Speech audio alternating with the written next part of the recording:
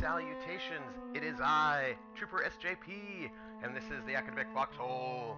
I want to apologize for being late. I was eating my sandwich, having my breakfast. I know it really should have been lunch, but it was breakfast. And when I sat down to go and fire up the game, I was getting no audio at all. And I thought that won't work. If I if I can't hear what's going on in the game, it will be difficult for me to play it. So I had to do a little bit of troubleshooting, but the troubleshooting has worked, and here I am, a bit late. I am sorry, but I am here. I hope everyone is doing well, and I hope everyone is having a good weekend. I hope your weekend is going excellently. We're going to do a little bit of share. It is so good to see you. I was saying that I'm sorry that I was late, but I was having an audio problem. I couldn't get any audio to come through my headphones, and that would not be good, because I'd have to see, like, I couldn't hear what was going on. I hope everyone is doing really well. What are you all doing? What are you all doing this weekend? Gosh, it's been, for me, I feel like it's been sort of eventful. I mean, it hasn't. You know what I mean? It actually hasn't. But I've been, oh, hold on, let me hit continue, so I can get this loaded. I've been watching Vast, Season 1, on Geek and Sundry's Twitch, because all of that is being broadcast at the moment. And I have, I'm up to, I don't know, episode 5 maybe? Maybe that's a lie. I don't think it's a lie. I think I'm telling you the truth. I think I'm on episode 5, and I'm actually enjoying it quite a bit. I think it's very interesting, and one of the things that I noticed about Vast is that they have a lot of aliens who are not humans in rubber masks, right? Like, they have aliens that are quite physiologically different, and totally not bringing skins. And it's interesting, right? Because they've got cockroach aliens and mushroom aliens and aliens that are really quite different than what we often get. And I think that's interesting. So we just have to go and, like, pick up, we've got agents to pick up right now. They're just gathering stuff for us.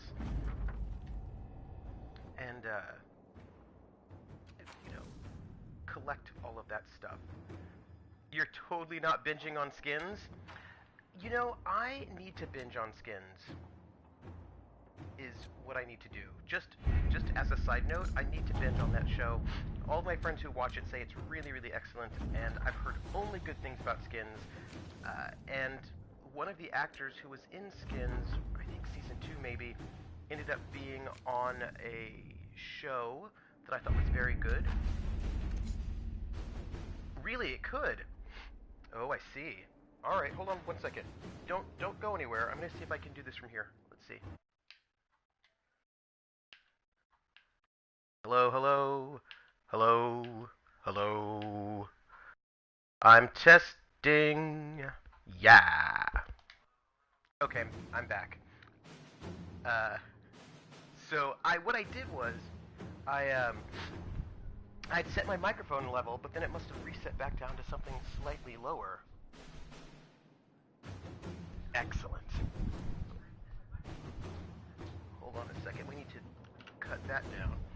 Because, you know, I had the Twitch website on in the other room, and then I started hearing myself, and I was like, oh no. Okay, good. I'm glad we're good. I don't know what's up. My mic volume just really dropped in a way that is not normal. So let's see. We need to go back to Ferelden. We should hire former slaves as paid workers, which Cullen can do. To work? The former slaves, freed from the hissing wastes, have taken shelter with the Inquisition. Most plan to return to families who thought them long gone, but some have asked if the Inquisition has a place for them as paid workers. Did it really? Hold on, let's see.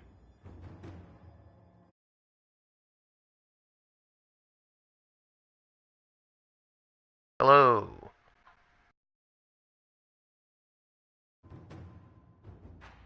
Okay, is this Is this good volume now? Can you hear me? Let me know. Hey, PH. I'm sad that you didn't hear me come on. Tell me if my volume is better now. I'm hoping it should be. Yes, good. Okay.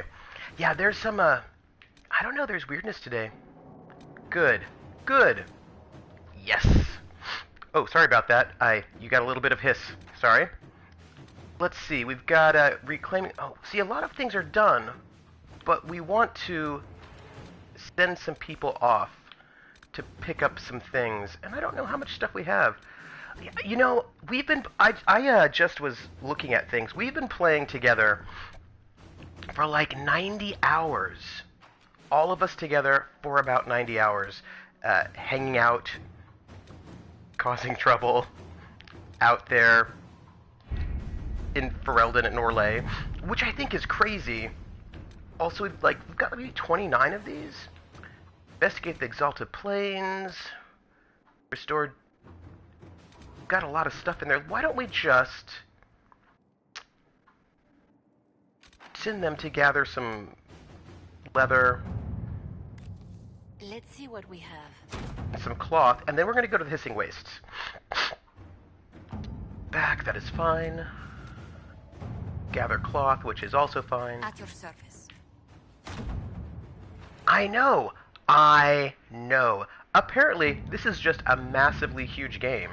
So, that's what that is. But I feel like we're getting really close. Like, my feeling is that we are so close to finishing this game. I may be wrong, but I feel like it's true.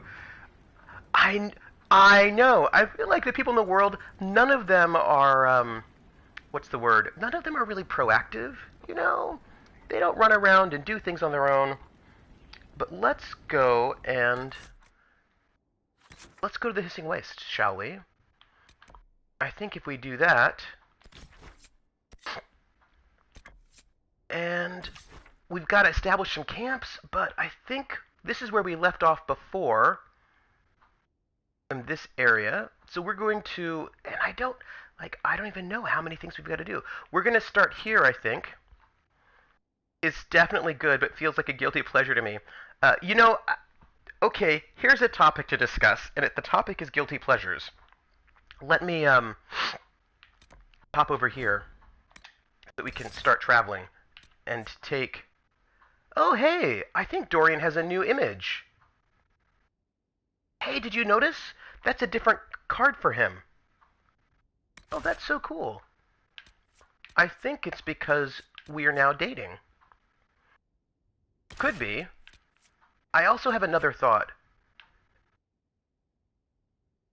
So, okay, I have a whole thing about this. It's really interesting. And I've thought about this quite a lot. Actually, guilty pleasure is something I've thought about quite a lot. So we're going to pop in, and we're going to start traveling over to those other places, and then we'll talk about guilty pleasures. And it's two things that I want to say. Well, two sort of bits of data or experiences that will lead you to understand why my position on guilty pleasures is what it is. The first thing was when I was in a car driving with a person that I know, and we're driving, I'm in the passenger seat, and the song Total Eclipse of the Heart by Bonnie Tyler comes on. And the person I'm driving with, she's like, she's a little hipster, just a little. She wouldn't call herself a hipster, but that's what would make her a hipster. Anyway, hello, Hissing Wastes. We need to head east. So anyway, we're driving. Total Eclipse of the Heart comes on by Bonnie Tyler. And I say, oh, I love this song. And she says, yeah, I know. I love this song. It's so bad. You know, I love it ironically. And I was like, I don't love it ironically. I just love the song. I think it's really good. I don't think it's bad. I think it's awesome. And then she says to me, yeah, me too. And I said, well, if you actually think it's good, why did you say that you loved it ironically? And she said, well, because I was afraid that you would judge me. And I find a lot of things that... Alright, so that's the first one, right? So take that for a moment.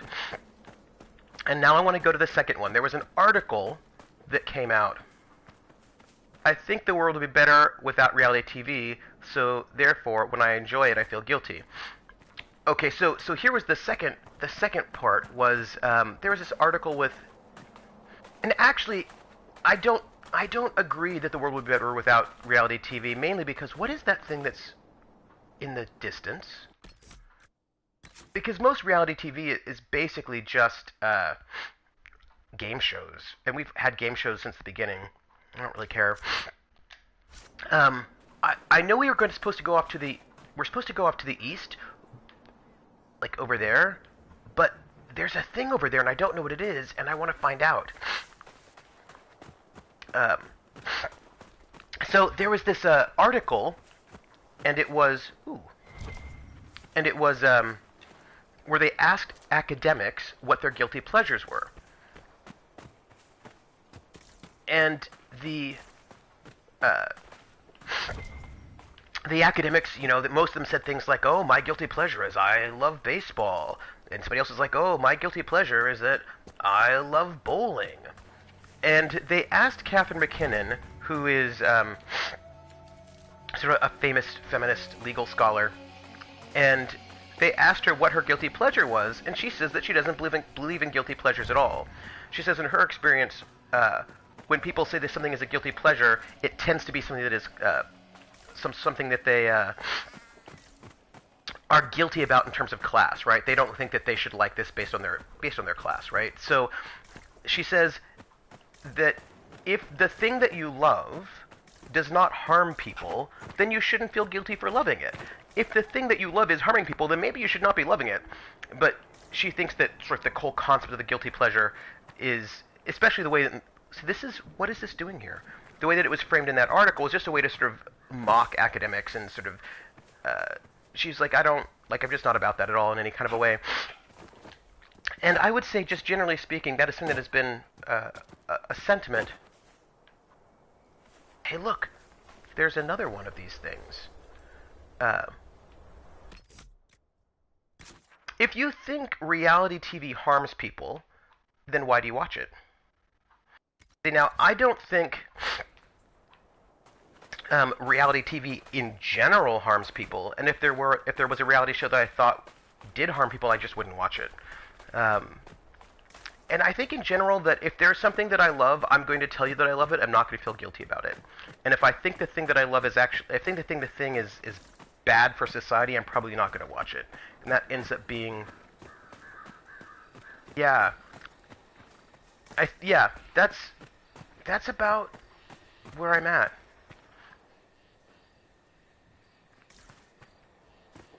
Yeah, I mean, there are some reality TV shows that I don't think are good, and I don't like them, and then I just don't watch them. Like, I don't watch The Real Housewives. I mean, every once in a while I might watch something for academic purposes, but generally speaking, if I think something is bad for humanity, I'm just not going to watch it. And I will not be. And then the flip side is, if there's something that I do like, I'm not going to be ashamed that I admit that I like it. Like, I will tell you if I like it. I will tell you that I like it. And I will tell you this, there is nothing that I like ironically. If I like it, I like it. And I will admit that I like it, and I will not pretend that I don't like it. Those are all things that I can tell you. Now, there are things that I like that other people might think are bad quality, but if I like them, then I think there's something of value in it, you know? Now, that said, I'm also a person who... There is somebody else we need to kill. Who is this? Okay. But I'm also a person that... I don't watch things because they're bad. We need to help this person escape. You're the Inquisitor. You're safe now. I am? I thank you then. I'm glad we could save some slaves.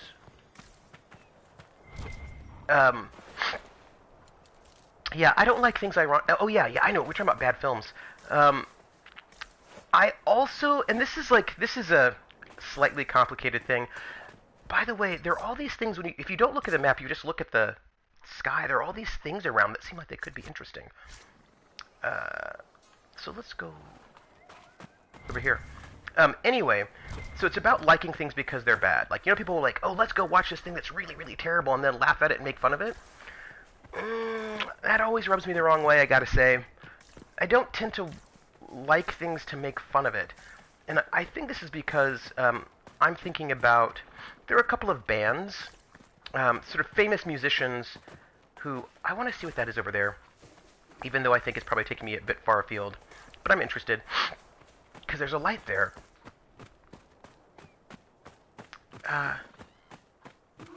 See, but for me that's different, right? Well, how do I put this? So there are a couple of musicians, the Shags. Hello, Canyon. What's this? The Shags was one of them. Mrs. Miller's another one. Florence Foster Jenkins was another one. People who really were excited about being singers, right? That singing was important to them, and they then sang, and they.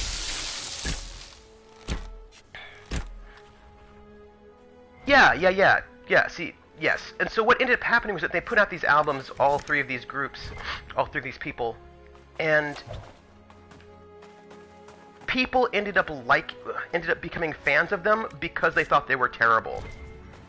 And they would buy their albums and mock them and sort of talk about how they were the worst ever and sort of laugh at them.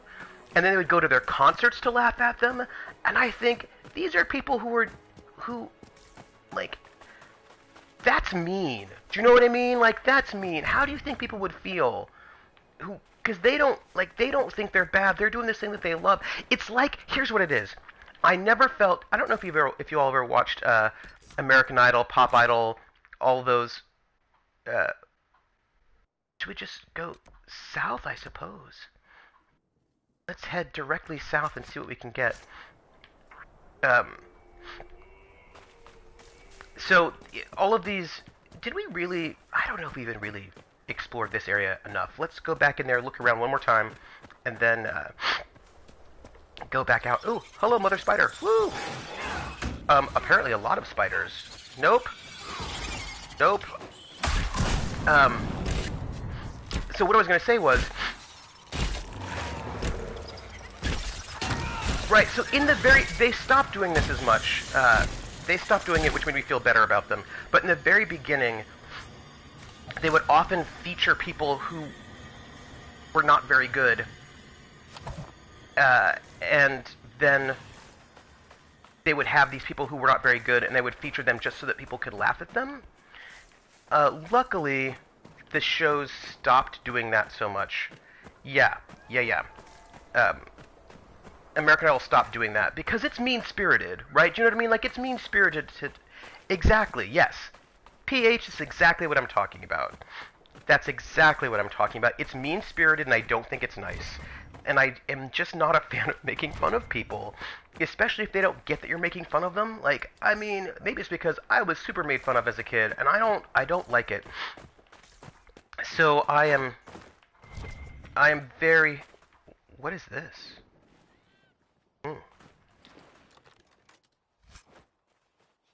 This is true. But the thing is, this is the thing that I worry about a little bit. Right. I worry sometimes that canyon overlook. A draft of cold air from the canyon brings with it the sharp stench of rot around the overlook. Puncture wounds dot the corpse of a gurn and its unlucky owner. I mean, I just don't think you should make fun of people. I think that's basically what it comes down to, and what do you think's down there? That looks interesting, doesn't it? Do you think I should just jump down there, or do you think there's an actual safe way to get down there? Because that seems interesting. I want to just jump down there, but I suppose that's probably a bad idea. But I will. I will just jump down in that hole, if you know, if I can't find another way. Because I don't mind. I live on the edge. You don't even know. On the edge is what I'm trying to tell you. So yeah, I just don't think making fun of people's good. And that's my big sort of Pollyanna moment. And now, and I think I just don't enjoy being mean to people. And so I tend not to sort of just watch things because they're bad or make fun of things.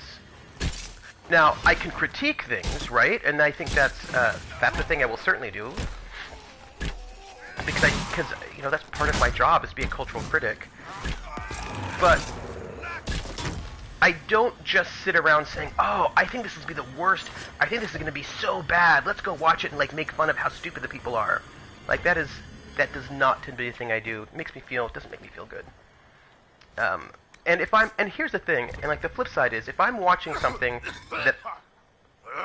Do you hear somebody coughing? Sand went down the wrong way. Oh.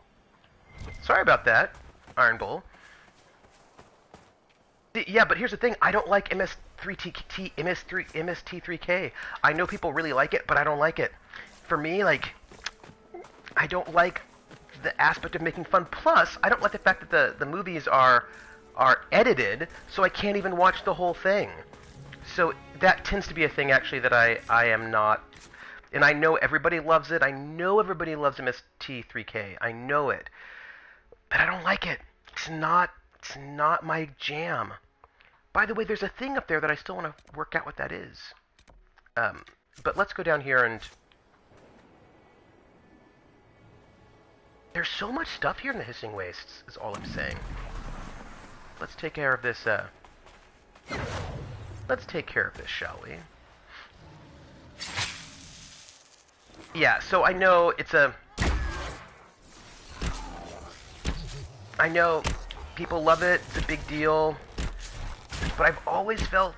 I know, and I understand that people are super into it. Like, I get it, and I don't say that if you like it, you're a bad person. People can like their stuff, it is cool. I'm not yucking anybody else's yum-yum. I just personally don't feel comfortable with it. One, because I just want to, I want to watch it, especially if I've not seen the movie before. I do want to watch it so I can figure out what I think about it. And MS3TK does not really allow you to do that.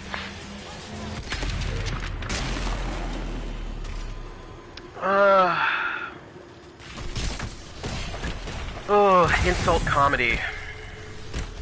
Yeah, that's a tricky question. I think what I would say is, I don't mind...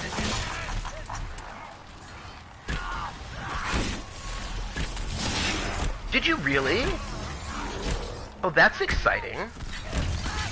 Y'all need to leave me alone. Did you, that's exciting. Although I worry that those shows are exploitative, basically.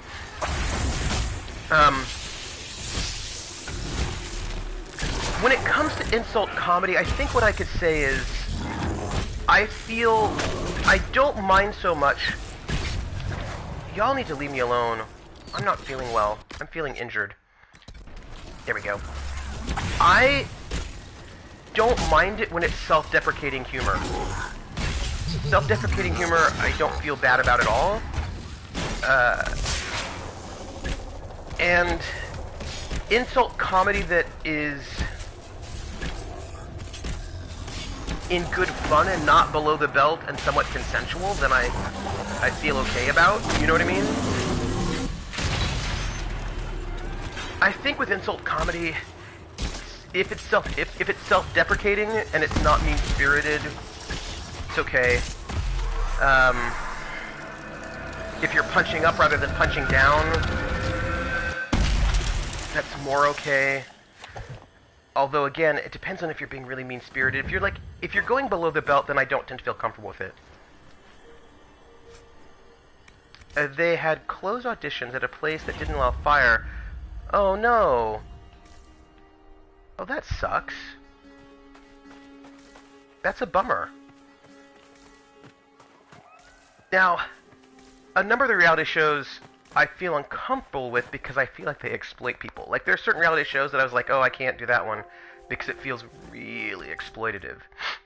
Quest map. See, there's some stuff up there that I think is really interesting, and I want to know what it is. So let's hit, you know what we should do? We should hit east to try to get that camp, and then come back to this place here, because there are things here that I find interesting. East. Yes. Yeah, so there's certain reality shows that I won't watch because I think they're exploiting people, and I do not feel comfortable with that. But there are a bunch of reality shows that I think are really great and that I actually really, really enjoy. I think, generally speaking, I tend to appreciate the reality shows where I learn things, where people have skills that I do not have. Those are things I tend to really enjoy. So, for example, I don't know if you know, there's an American reality show called Face Off, and it's special effects makeup. And I will tell you, those special effects makeup artists are amazing. They've got so many skills, and I really enjoy watching them be creative and see them, you know, do their art. Like, that's just really cool to me, and I really enjoy that. Okay. Apparently we're attacking this thing. Okay. Yes. So yeah, so I really liked, that's my favorite one. I do enjoy that one quite a lot. There were a couple of British reality shows I really liked as well. I did not, when you eat a lot of spicy food, you can lose your taste. When I was in India last summer, I was listening to a lot of Michael Bolton. Oh.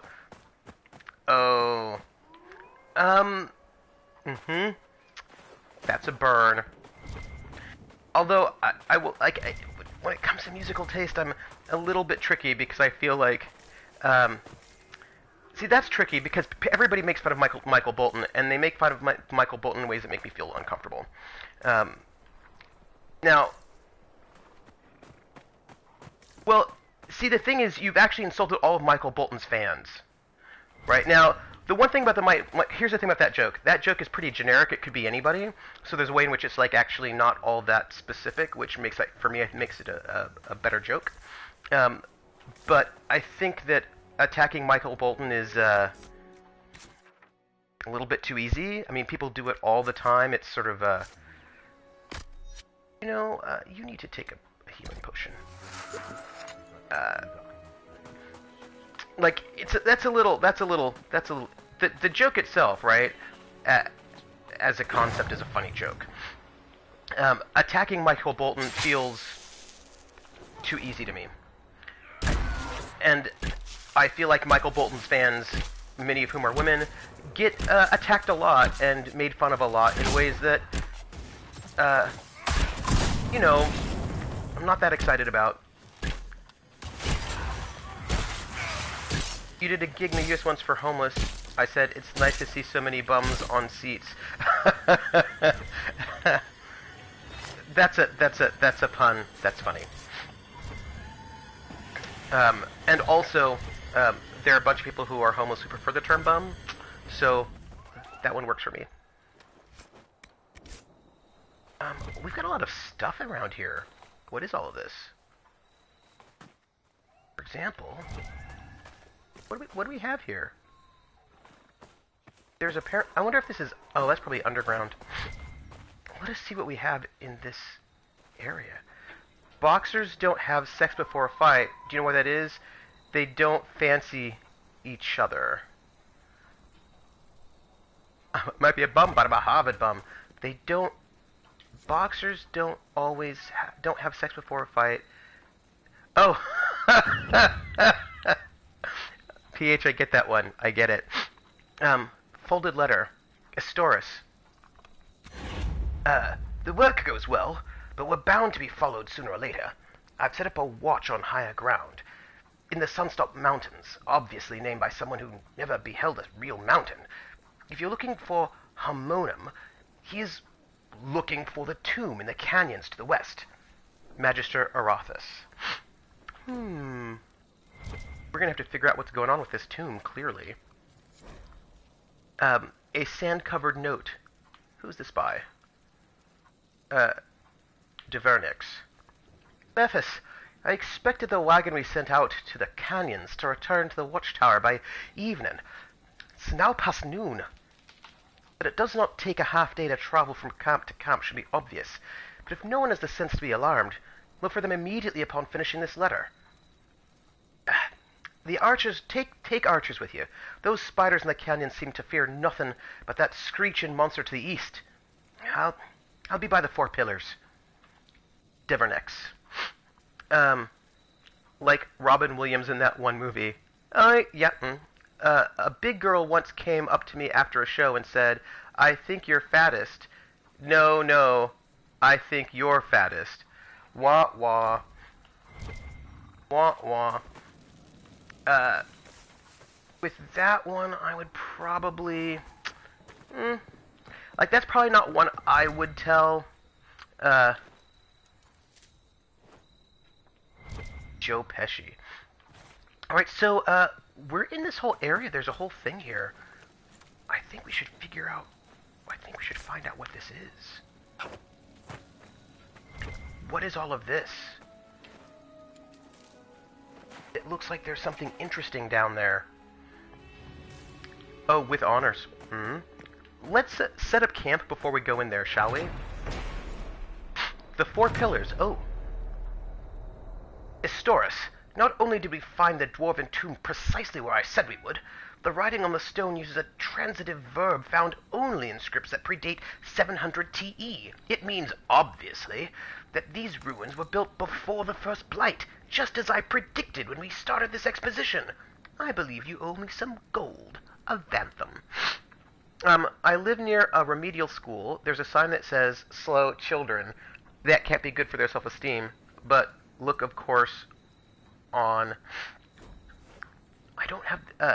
But look, of course, on the positive side, they can't read it. Wah, wah. See, like, that one I probably just wouldn't do.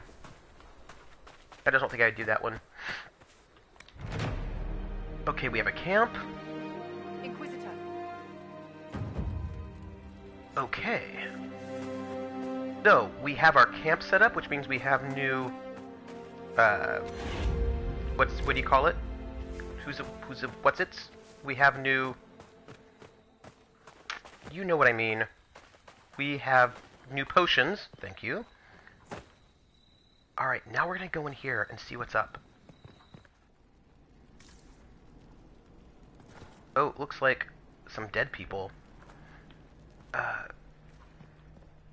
You know, there was a thing that I wanted to talk to you. Ooh. Look at this place. By the way, from Jimmy Carr, demons... So I just learned something. Whenever there's an energized thing, there's probably like a special symbol, a glyph that you can find, which I didn't even realize. Demons of the stone. Until further notice, do not tamper with the torches.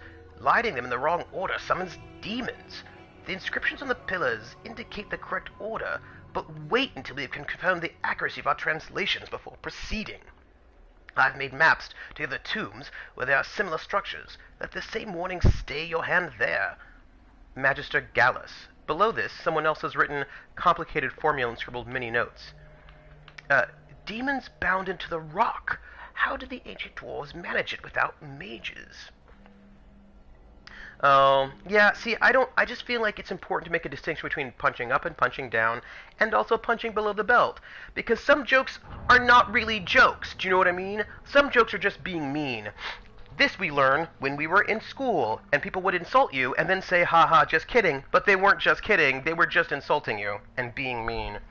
So I just think it's important to, you know, make that distinction between punching up and punching down, and you know, trying not to hurt people's feelings. I think that's it, really. Try not to be a jerk and hurt people. That's really what it comes down to. And there are some jokes, you make them, and they sort of are in that sort of insult thing realm, but the people who you're, you know, wah. I'm not worried about the Third World War. That's the Third World problem. Below this, someone else has written complicated... oh, yeah, so... Demons bound into the rock. How do the ancient dwarves manage it without mages? Binding runes? Subtle properties of stonework? Investigate. Gang, carved into the walls. Gangua.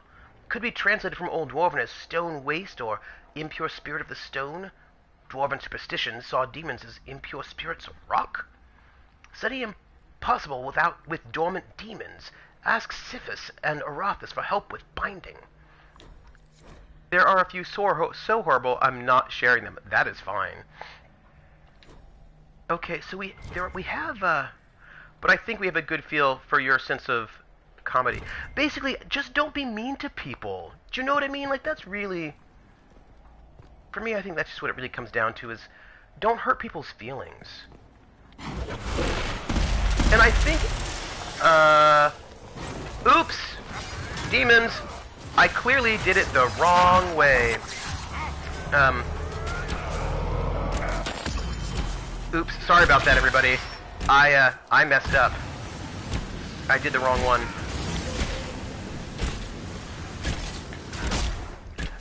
So, you know, if you've ever been to a roast, well, not been to, I've never been to a roast, but I've seen roasts on TV. And when it comes to comedy roasts, I think you can tell, like, I've seen a couple of them now, right? And you can... The right solution. It was not the right solution, so we're going to learn from that and do that differently next time. I've seen some roasts where it's all insulting the person who's there, but you can tell that the people who are being roasted are enjoying themselves, having a good time. The jokes are... how should we say? Should we say fair? You know, or they're things that are not going to hurt the person's feelings because these are all friends and they're having a good time together. And then I've seen some roasts where it is clear that the people doing the roast do not like the person in question and are being mean. So what I would say is I think there's a difference, right? I think that there's a like in watching that and watching those roasts, I could see the difference between these sort of like, these are insults, but these are things that I know are not going to hurt your feelings, and like, haha, we're having a good time, and like, I want to hurt your feelings. And like, I just don't think we should get into that I want to hurt your feelings. Inscription. For pride these halls were made, to honor a father's deeds, and grieve his loss. For pride these halls were made, to honor a father's deeds, and grieve his loss. First, let's see what we have here. We have... Light Veil Fire, Energize,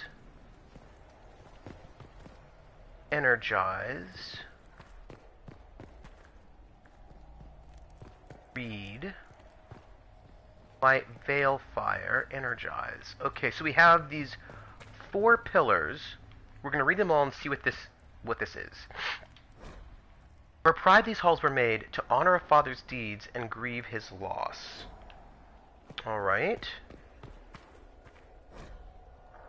This is the tale of Theriel, paragon among paragons, father of 2 sons. That seems like the first one. And for loss these halls were made, to honor a brother mourned. Uh-huh.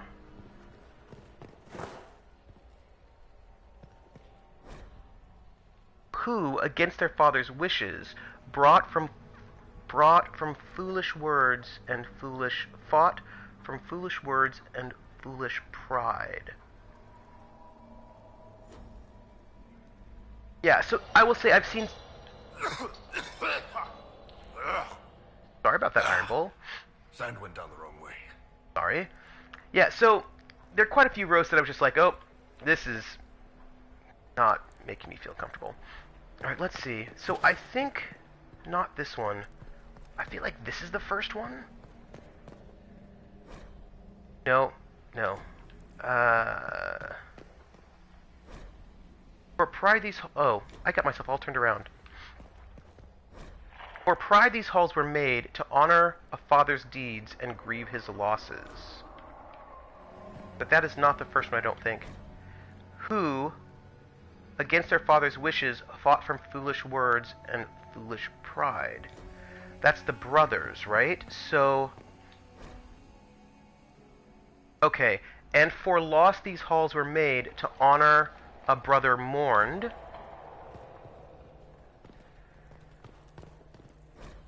Who, against their father's wishes, fought from foolish words, foolish pride. That could be it. But I feel like brothers and grieve his loss.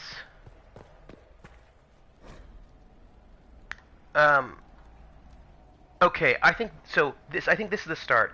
This is the tale of Ferial, paragon among paragons, father of two sons, who then fought. So let's,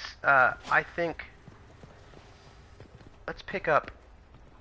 Wait, where did it go? I had a torch. Did I think I must have dropped it. That's alright. Here. Let's light some veil fire. And this one here we start first. Right, so this is the tale, father of two sons who fought. No. The tale of two sons who, against their father's wishes, fought from foolish words and foolish pride. You're right, I should save. Foolish pride. For pride, these halls were made to honor a father's deeds and grieve his loss. I think this one. And then our last one. And for loss, these halls were made to honor a brother mourned.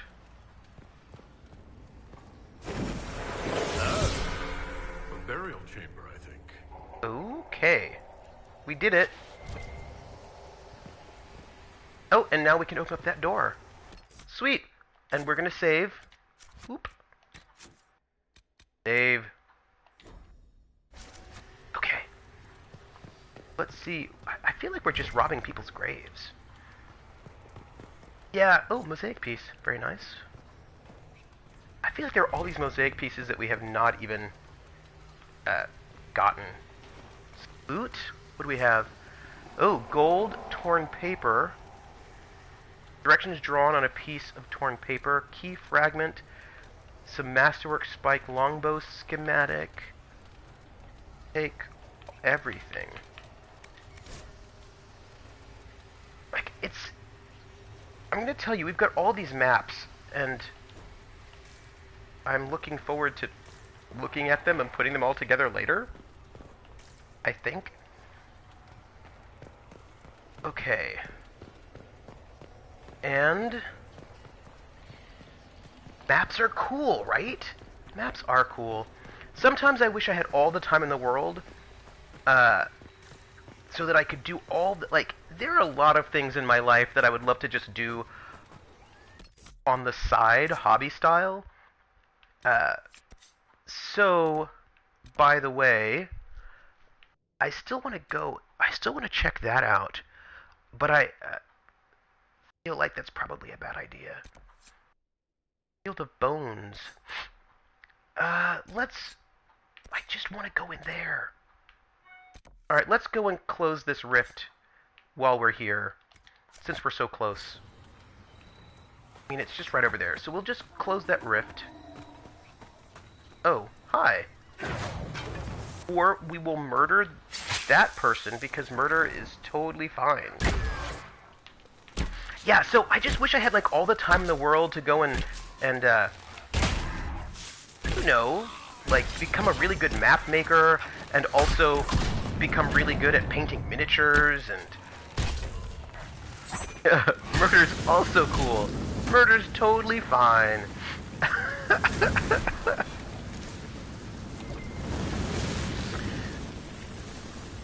Oh, hey. This is our camp. Why was that bad guy near our camp? I have played BioShock 1, which I really, really enjoyed. I still need to play Bioshock 2 and Bioshock Infinite. Those are things that I still need to do, because when I was getting tenure, I just did not have time to play video games, and I was really sad about that. So, oh, right, and as you all know, the whole reason why I'm streaming with you all, not the whole reason, one is because I wanted to say hi to you all, but also because I knew that if I streamed, I would have forced myself to play video games twice a week, because I just, otherwise I know I'd never get through all these things. So, I have an excuse to play video games, and I'm excited about trying to finish up the other two Bioshocks, which, you know, oh gosh.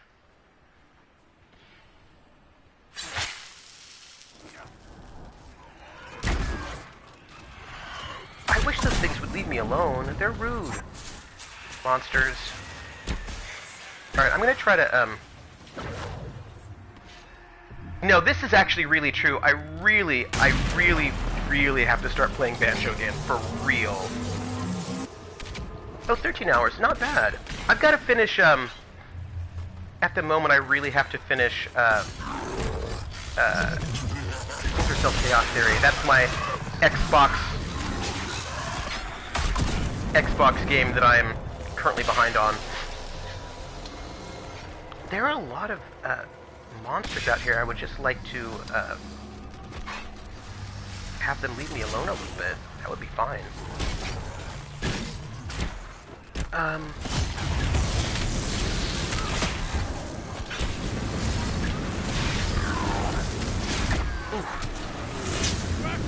I wish those other creatures would stop trying to kill me. I feel like it's really rude. Again, don't attack me.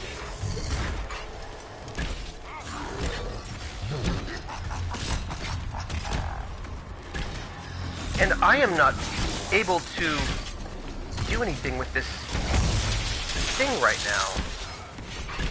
Irritatingly. Oh, we can close it out. We're good, we're good.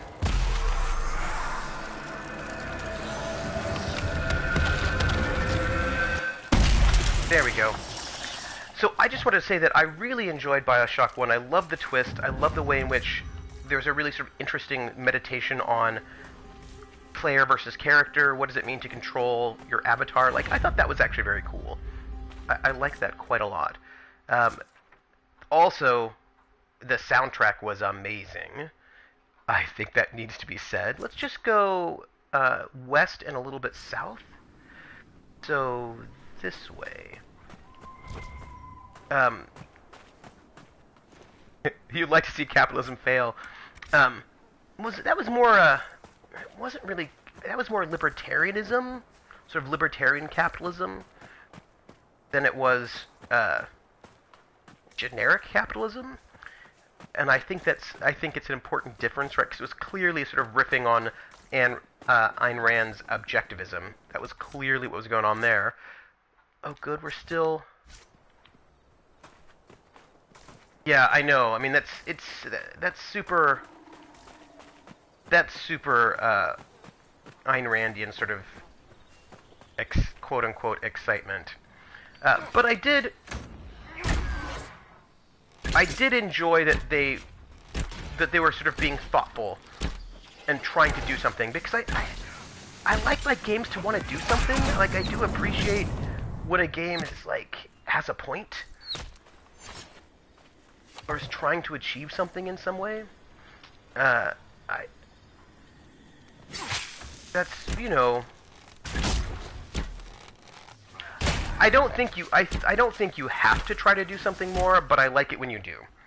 I like it when the game is like, I have something that I want to say, that I want to do. That is something I appreciate very much.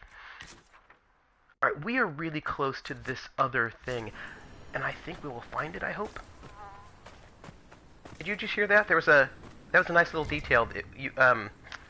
There was the sound of a fly buzzing by. I thought it actually, Bioshock 1 had some really interesting social critiques about a lot of things, and so I was, generally speaking, I thought it was very, very good. Also, it has bees, and I think we all are really excited about bees. that bees are the new hotness. All bees all the time. You know, murder bees. I haven't played Bioshock 2. I know some people, you know, were a bit critical of it, but other people said it was fine. And so I'm excited to sort of check it out and see what it's like. But that I have on 360, which means I will not be streaming it because I don't think I can stream from my 360 with my setup. But I will be playing it. That is a thing that will happen. I know! I totally agree with you, PH. But I don't always know if it's true that it's not as good. So, it's sort of a complicated thing to say. I think that sometimes... Well, let me see how I can say what I'm going to say. Let's take KOTOR 1 and KOTOR 2, Knights of the Old Republic 1 and 2. Many people think that Knights of the Old Republic 1 is the greatest thing in the world, and that Knights of the Old Republic 2 is not great. Or not as good, right? That's like the idea, that it's not as good. And they will point to... This is where I'm trying to go with you for a moment, Krellin. I'm trying to go in this space. I suspect most people that think it's great didn't keep playing after... Oh, I did. I played the entire game. I think it's really good, and I played the entire thing from beginning to end. Including that final boss battle. But what I want to say was that a lot of people will think that Knights of the Old Republic 1 is better than Knights of the Old Republic 2, but I actually think Knights of the Old Republic 2 is better, even though it got rushed by LucasArts, and so the ending wasn't really finalized. It didn't have like the big reveal. So there were like, yeah, so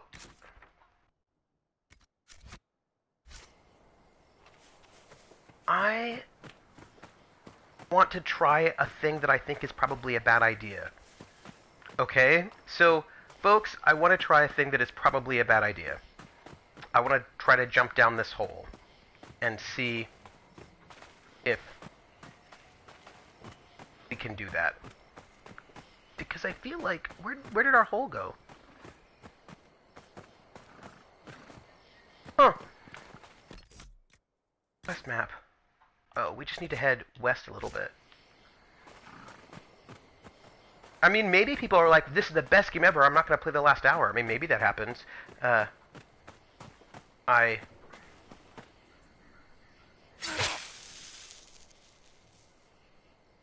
Let's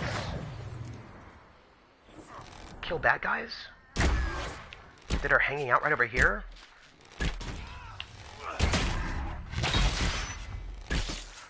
Goodbye. There are a bunch of bad guys hanging out over there. Shantakafas, don't you ever bathe? Sometimes. You want to watch, don't you? I'd rather stand upwind. Human sweat smells like pork that's been sitting in the sun. Just saying. It is missing the last of its story, which is a real shame. But even that said, all of that sort of taken together, I think that it is way more nuanced. It does some really interesting things that I really, really appreciate. And so while it is not finished, which is a bummer, and it doesn't have the big reveal, I still think I like it better. I like it better. Even though I understand why people would like... Okay, we are really close. I understand why people would like KOTOR 1 better, but I like it better. Okay, folks, I think there's a way to get... I don't want to die. This feels very, like, jump off in a die part, but I saw a thing that looked like we could jump down and maybe not die immediately. That was right around here. And maybe I am fooling myself. See, look. I think we can go here. Ooh. Look at this. Ooh. Mechanically, it's much better, but I'm a writer. Narration holds a lot of weight. See, I'm also thinking a little bit about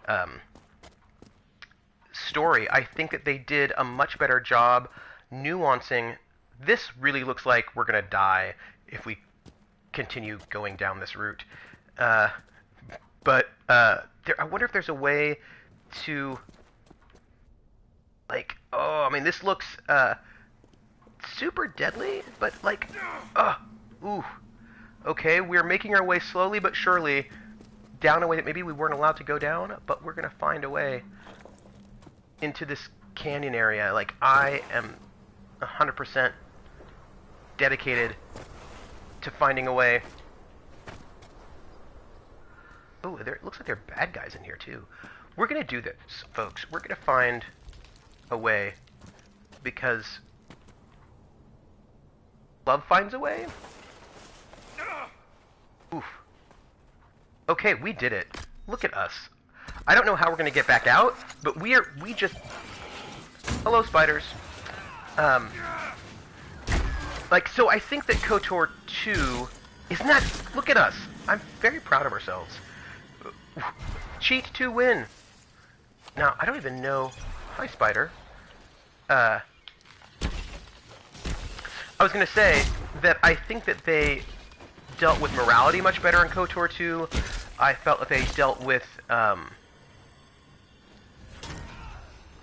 the complexities between Sith and Jedi better in KOTOR 2. Like, I just think there were a lot of things at KOTOR 2, even in terms of world building and narrative, they did better. It's just, you know, hey look, it's a merchant. Read this. Welcome to my shop. Be back soon. Bet Yar will make change for you. Oh. But what's in this shop? Let's see. Buy, sell. What do we have here? What can I buy from this person? No weapons. They've got a bunch of, I don't have a lot of money, though, because I, sold a lot of it. None of this looks super exciting. Skirmisher hat. Some armor. Oh, that's cool. A lot of armor, legs and arms. That's pretty cool. Yes, that makes no sense at all. I didn't actually sell my runestone. That makes... I know. PH, you're like, what are you talking about? What I meant to say was that I bought some armor for my people, and it took up a lot of my money. Look, they've got a lot of cool things in here. They've got arms and legs, and those are things I think I really need, generally speaking. So I'm going to want all that. Oh, you know what? I might have things I can sell. I might have this stuff I can sell. Let's sell all of it. Gives me almost 5,000. So, superb demon slaying rune, Templar armor, which these are masterworks. Sturdy prowler armor, battle mage armor. This is like, there's some good stuff in here. I would say that the parts you claim to be better were mechanical. How light versus dark is propagated. Well, no, I'm actually also talking about the, like, how do we see... This is not even just mechanical, but like, what is the relationship between the Jedi and the Sith, right? The fact that, for example, regular non-Jedi people don't actually see a difference between Jedi and Sith. They see them as being basically the same thing. That wasn't mechanical. That was a lore thing. And then also the way what kinds of choices they had, the ways in which the relationships between the people themselves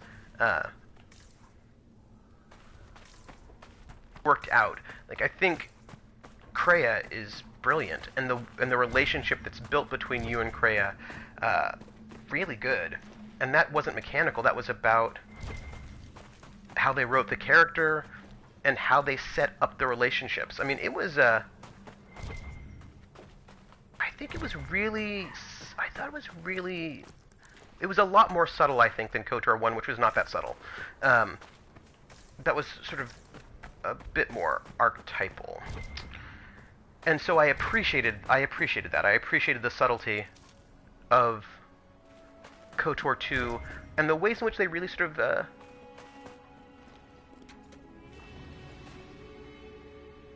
canonically make is ruined by Lucas.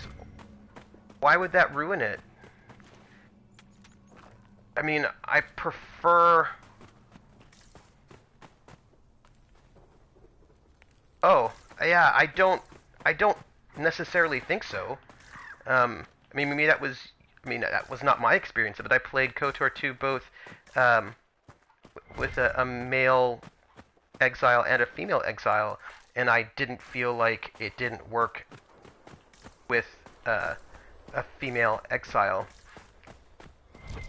I think that people can have... and I actually also didn't necessarily think of my relationship with Kreia as being motherly, necessarily. In the same way that I don't necessarily think of older figures as always being parental. Like, I think, like, I don't always sort of necessarily sort of slot mentor into parent, as I think where that goes. Make Exile gives you handmaiden instead of the disciple.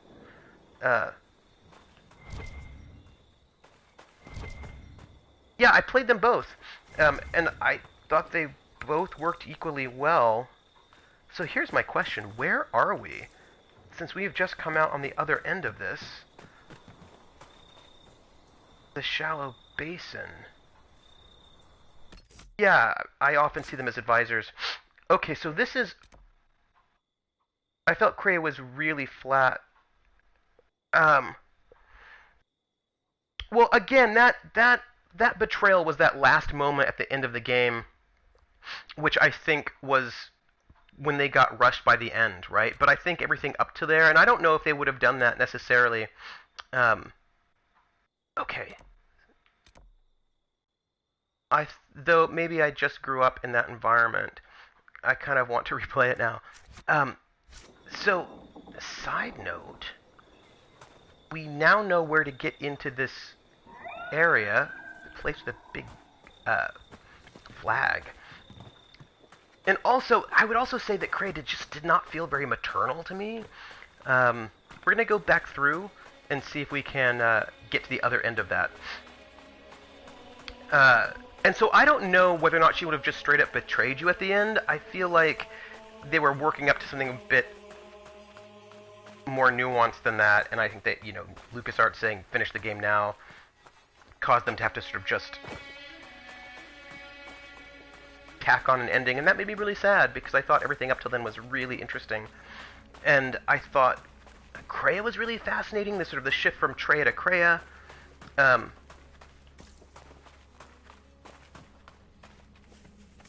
Yeah. But see, the thing is, I don't know, I feel like there was something about... It did not feel to me that what would have happened in the end would have been a mustache-twirling betrayal. Ooh.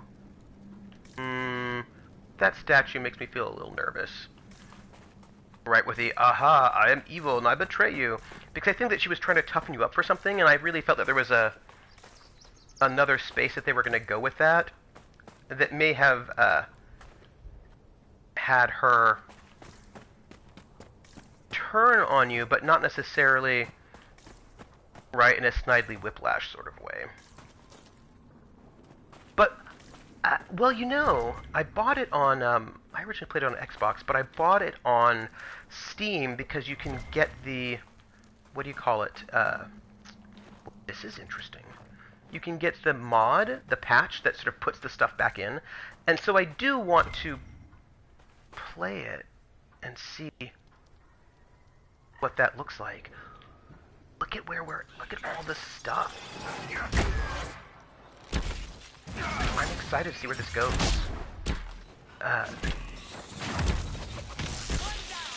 Alright, well, we're gonna kill a bunch of spiders, apparently. Well, maybe not a bunch of spiders, one spider.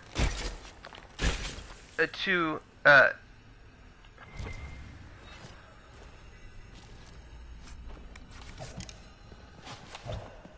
go and let's, energize this.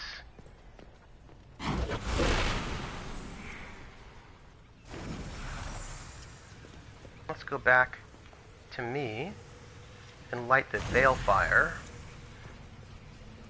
Yeah, I think I liked KOTOR 2, and I did actually think mechanically it was also better. But I just think they did a lot of things that were good. And yes, I do like KOTOR 1. I'm not saying it's bad. I think it's excellent.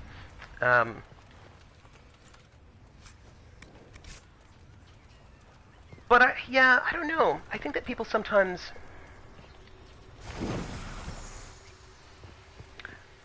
Well, now, I will say that there are some sequels I don't think are as good. Like, I did not like Oblivion as much as I liked Morrowind. I enjoyed Morrowind far better than Oblivion. And Oblivion, I will tell you, and this is like full-on confession time, people, I have not finished.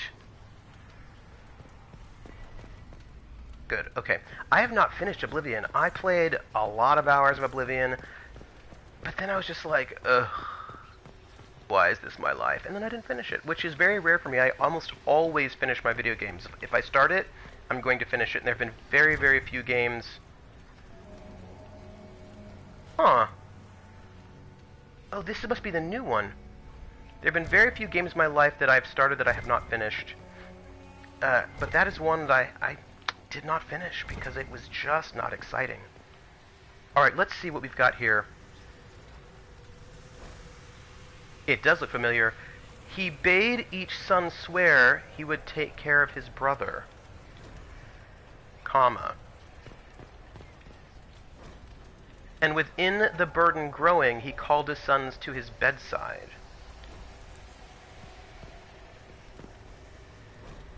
After many years, Feriel, greatest of paragons, couldn't bear life's burden.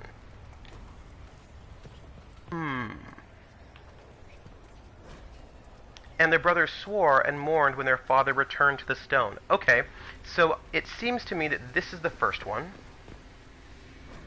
After many years, Feriel, greatest of paragons, could not bear his life's burden. And when with the burden growing, he called his sons to his bedside. He bade each swear he would take care of his brother. Yeah, okay, this is our spider. You know, I'm busy trying to do a thing right now. I'm gonna just do this while my friends kill all those spiders. Morrowind was terrible, the story was directionless, the systems incomprehensible, and the graphic design ugly as sin. Oh, I thought it was the best out of all. No, that's not why I like it. I don't like it just because the world was different. I loved Morrowind. Stonework is old, and I don't mean just a couple ages old. We're talking old. Oh yeah. How can you tell? You think we don't have dwarven ruins up in Parvalen? My old Tomasrin saw this place. She'd rope it off until the scholars counted the grains in every block. No, I didn't like it just because it was different. I thought it was amazing. It was one of the...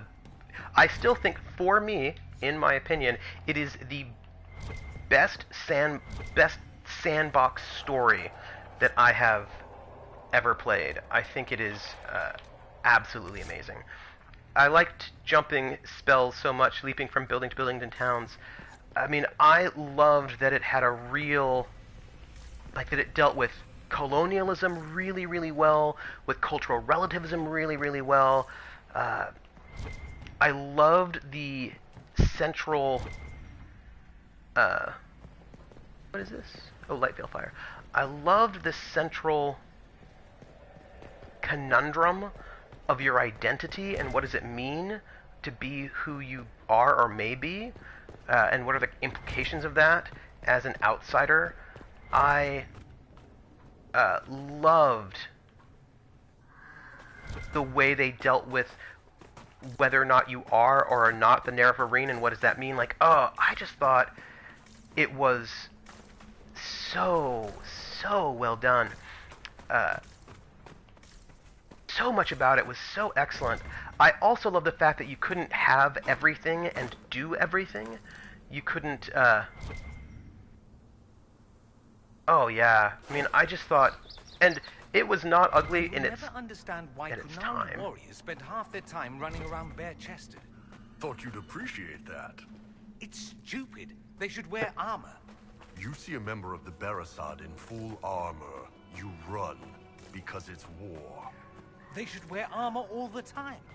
Then they'd have to invade everyone. You're so bloodthirsty.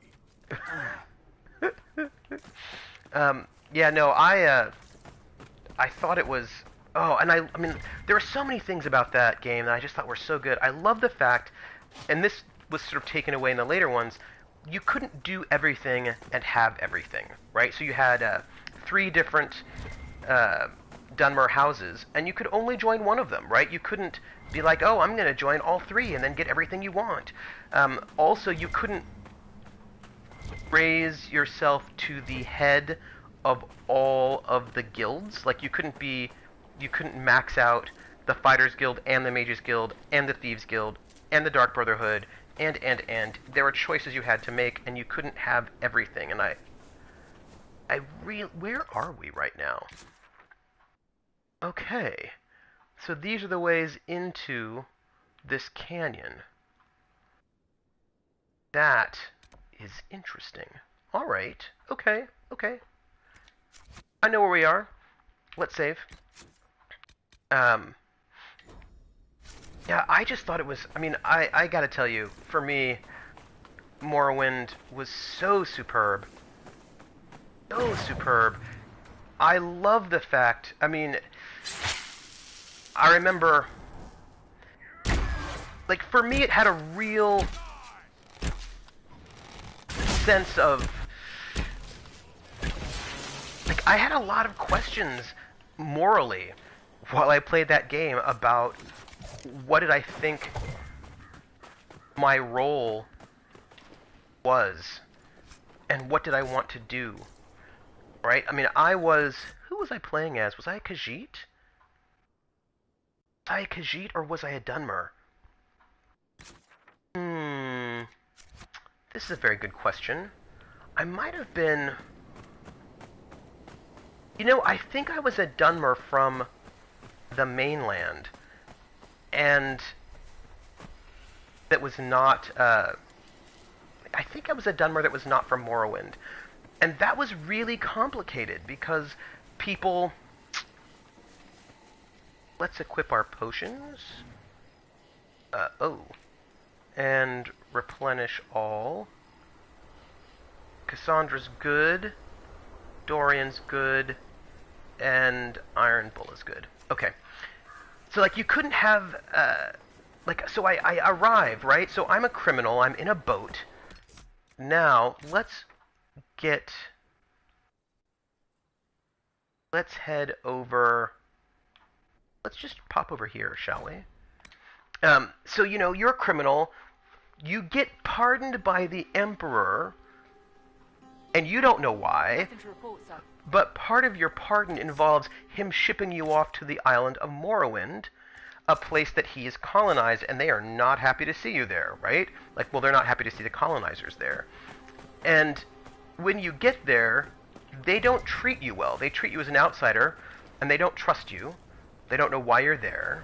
And then it turns out that you have these superficial similarities to a prophecy. We're not getting in that way. The Venatori want these tombs. Let's see if they found another way in. All right. And so then, if you fulfill this prophecy, are you just some kind of cat's paw for the Emperor to further subjugate the people of Morrowind? And that made me feel really uncomfortable, and I was like, I don't feel comfortable with that at all. I don't want to, you know, like, am I just some sort of plot or tool? And that was a really great conundrum. And here I'm trying to do right by these people who are suspicious of me because they see me as an outsider, even though I feel sort of like an insider, but I am also sort of an outsider.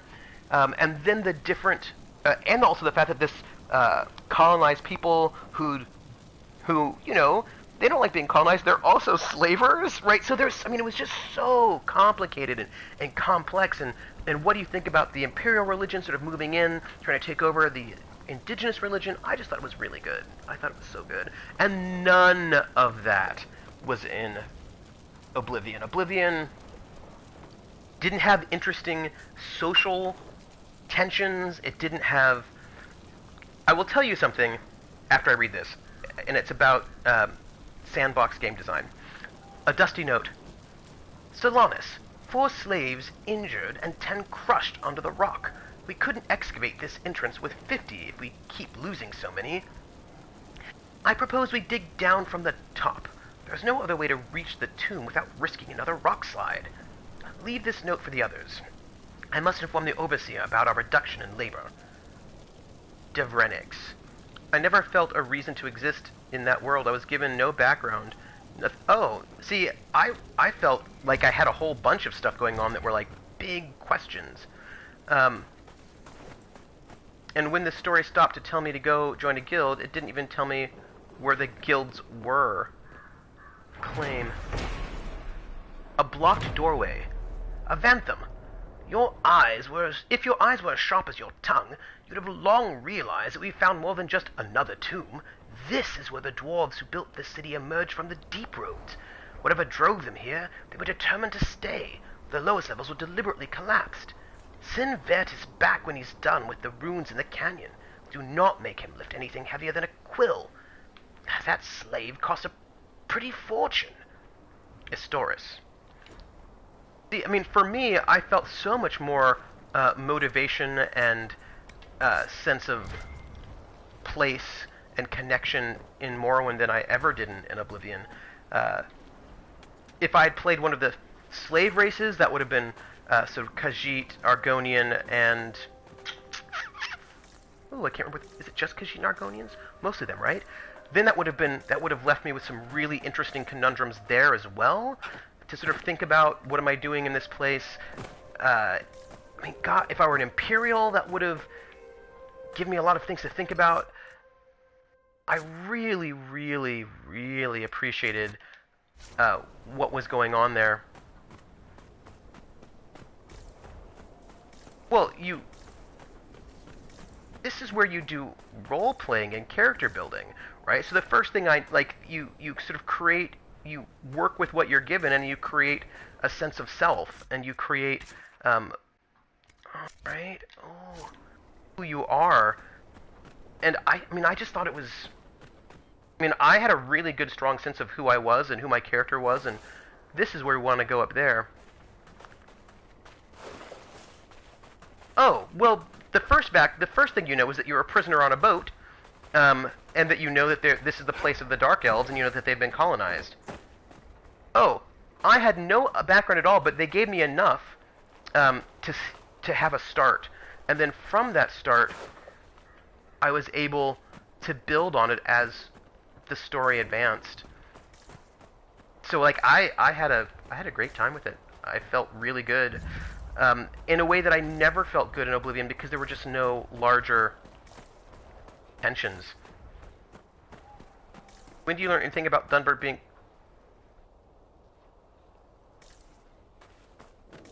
Like, I think the minute you get off the boat... I mean, I learned about it, like, right away. And again, remember, I had no background in the Elder Scrolls at all. And...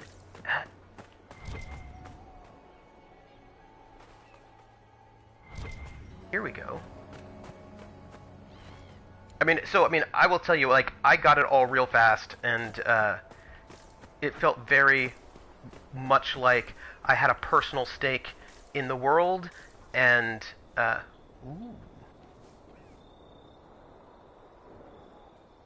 Well, I mean, what I would say is that Morrowind was just not the game for you, right? I mean, that's how I would put it, that it wasn't for you, you didn't like it, and that's cool. But for me, I find it to be a model of what is what can be great about a sandbox. And I actually really think that when creating a sandbox, there are so many lessons to learn from Morrowind about how to create a good sandbox. Not even just in a computer RPG, but also then in a tabletop RPG. One of the things that made Morrowind, I think, exemplary of what makes a good sandbox is that it had larger cultural tensions that meant something, and that drove tension. Right? There were larger tensions at play, philosophical, as well as practical, that allowed for there to be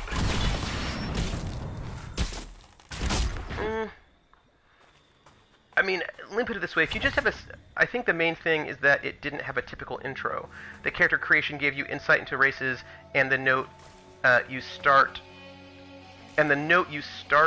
I assume that the word there is going to be with.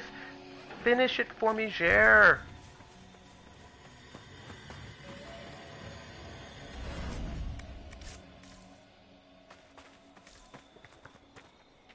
Up here, if there's anything interesting.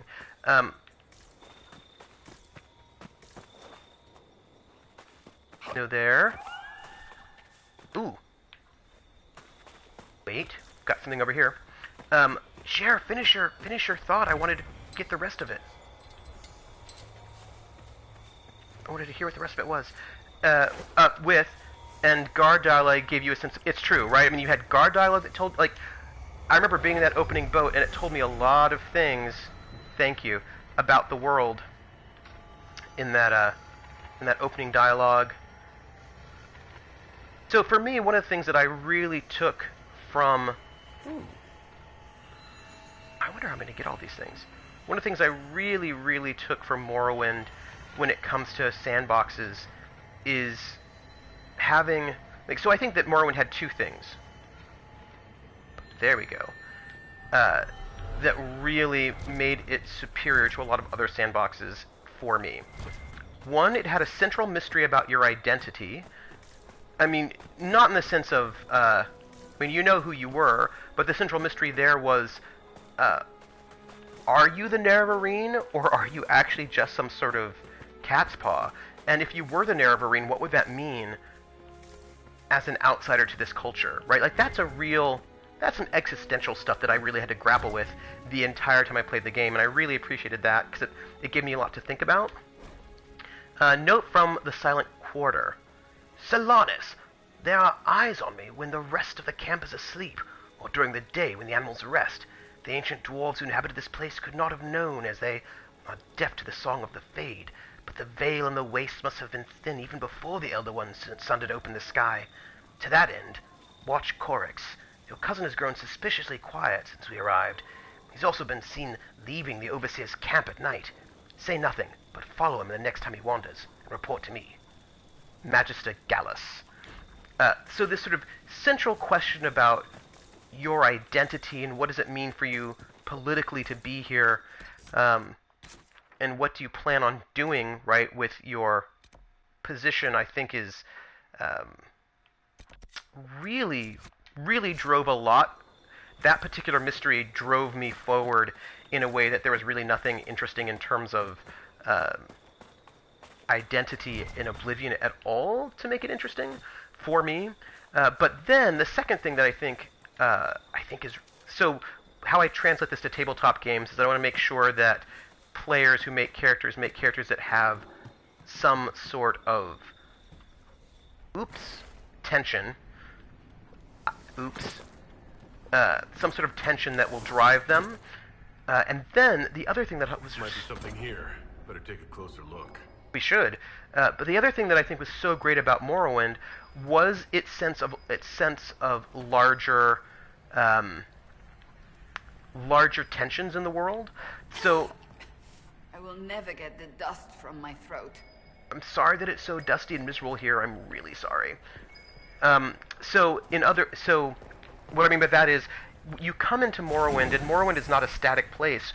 but it's a place where the society itself is struggling between assimilation into this larger, into the culture of the colonizers, or keeping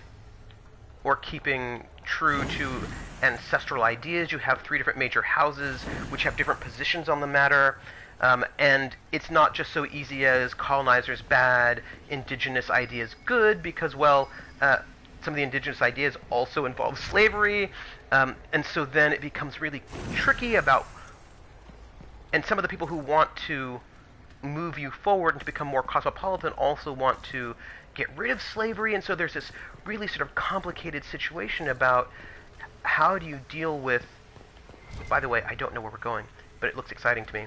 How do you deal with cultural change or not? What values you stick to? Where do you place yourself on that path? So there was that one big, huge, large, overarching conundrum that drove a lot of the interesting tensions. But then, of course, you have this playing out in terms of trade, whether or not there should be outside traders or not. In terms of religion, following sort of native religions or sort of indigenous religions or colonial religions. Then you've got sort of questions of, oh, so much in there. Ooh. Interesting gate. Yeah, so I thought that there were a lot of, and then of course you have all these factions that want things. The different guilds are actually not necessarily friends with each other. They have tensions. They are at odds with each other as well.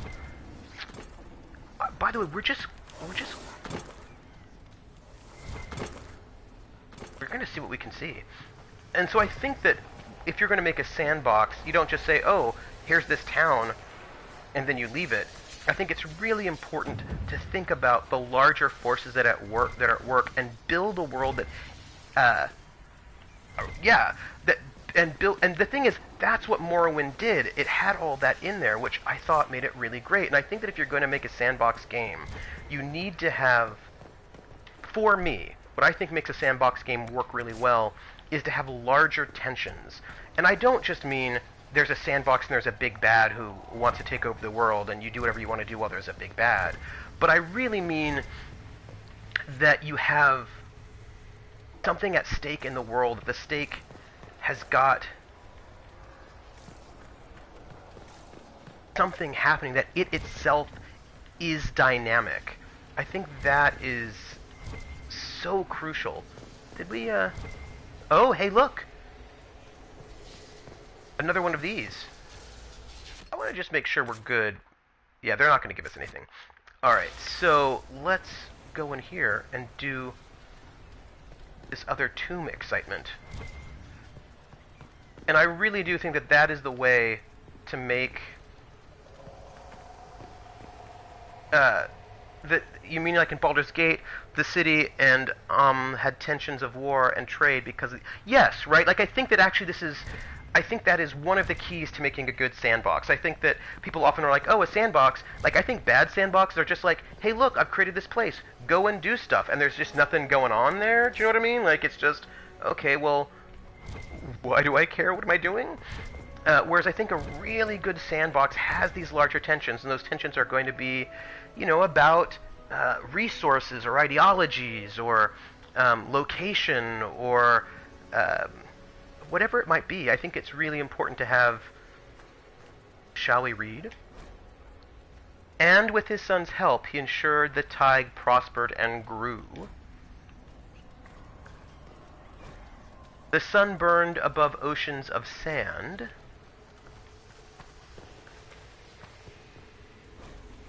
But in the sand was stone, strong and true. Burial hewed the stone and built as great... Okay, so this seems like pretty easy. So we're going to go here. The sun burned above oceans of sand. Boop.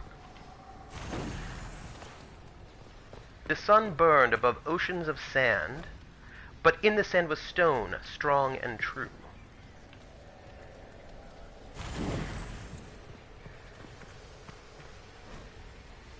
Burial hewed the stone and built as great as any tig in the deep.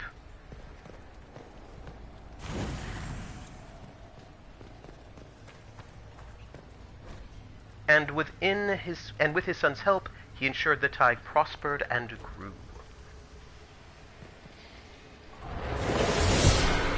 There we go. Why are the Venatori the first ones out here?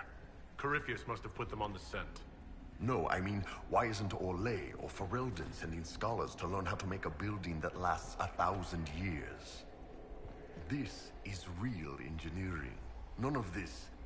We'll get a maid to lift that block crap Tevinter does. Well, pardon us. It's a good point. Elantris used to be a place of magic, and the Elantrians were gods in the eyes of people, able to create and heal with a mere wave of the hand, I assume. But after a cataclysmic event known as the Riad, the inhabitants of the city became cursed, and the city was sealed off from society. Anyone affected by the Shad, the random turning of a person into an Elantrian, is thrown into the city to stay there for all eternity. I also think, sort of adding on to this in terms of world building, that oftentimes what happens is that GMs will focus on the past, a lot of schematics, Tomb of Ferial Key fragments found. That's the plot of Elantris. One of these days I should post about an RP world I've had for decades. So that sounds really exciting. So one of the things I think ends up happening is that GMs will create the backstory, and they'll be like, here are all the things, right, that happened in the past. Isn't that really exciting? And that's an excuse to have ruins, for example. But they don't carry those tensions into the present, right? So there was a great cataclysm 100 years ago, and that's why we have dungeons. Yay! But what is that? How does that sort of drive tensions in the current moment? Now, the idea that where people might randomly become Elantrian, and that causes social tensions, right? That's interesting. But if you didn't have that, then you would have an interesting backstory, but it wouldn't carry into the present day. And it wouldn't then drive... it wouldn't drive motion or motivation. And I think that's just really important. To have a world that has present tensions in it. Oh. Ooh. We got a new... There are two nations that have been at war for years, and they're finally moving towards peace. See, that's interesting. I think that, yeah, my form of world building is finding the intrigue I want and then building history from that. With the prince of one, the princess of another getting married. Right, those are interesting. That is a dynamic, interesting opening where you can see tensions and arising out of that. Right, it's not necessarily just a static thing. Yeah, so I just think, and I think that for me,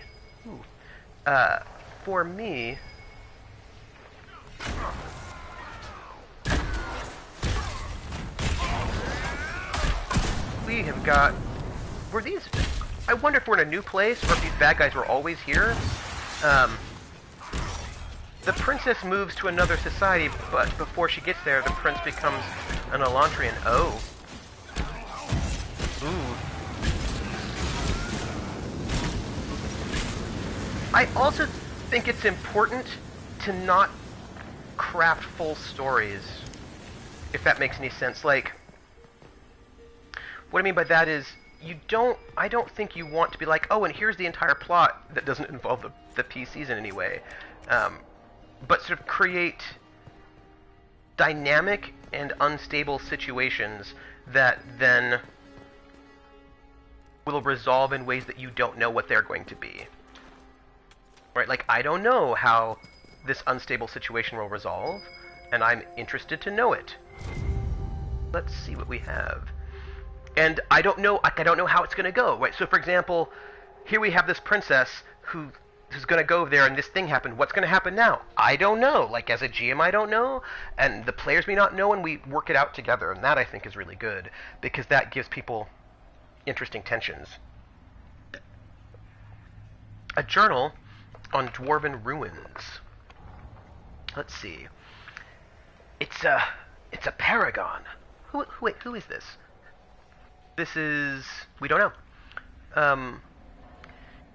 It's a paragon. The man who led the people here, who built this city, was Master Smith Paragon Fariel. Legend says he died in the Deep Roads during a war between two Tigers who used his runework to build fantastic weapons of destruction. If he escaped up here, that means the records are wrong, or someone 1,000 years ago tried to pretty up the truth about his leaving. The most talented shaper of runes in dwarven history, escaping with his entire house to the surface. Now that will fluff some beards and the shaper it.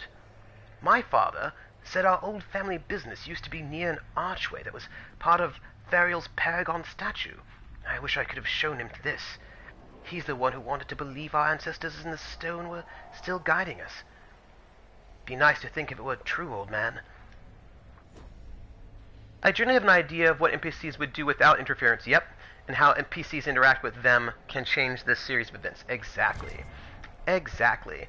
And for me, that's the fun part, right? That I'm like, okay, like, this is what their plans are, right? And then the fun part is finding out how those plans change when the PCs mess with things. Like, that's really exciting for me, right? That makes the experience fun and interesting for me. Because if everything just happens the way I plan it, then how is that exciting for me? Because, I mean, I might as well just write a book. If all, you know what I mean? Like, if I'm just going to do what I plan, and for me, that's my sense of the matter, right? I like to be surprised. I like to not know how things are going to go. Did we actually go through everything in there, do you think? Exactly. The fun is totally how the PCs affect the world. I want to be surprised. So I have a time of events and general storyboard, but I know that will change. The fun for me is how the world affects the PCs.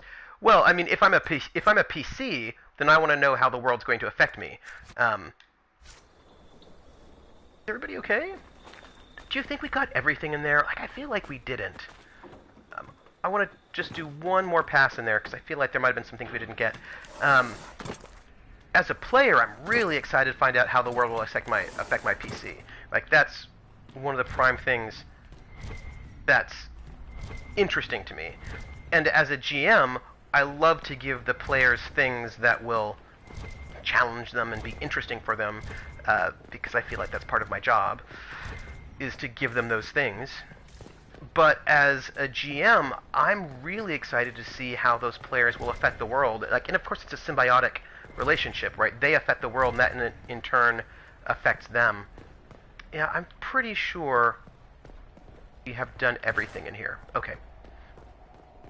All right, so it's a, and so that's that kind of wonderful feedback loop, which for me, right? I mean, I also understand that there are different ways of. We hear odd stories of Templars in the Imperium, Dorian.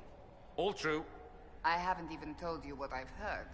Doesn't matter. All true. Particularly the part with the grapes and feathers. Oh, I was leading towards that one, actually.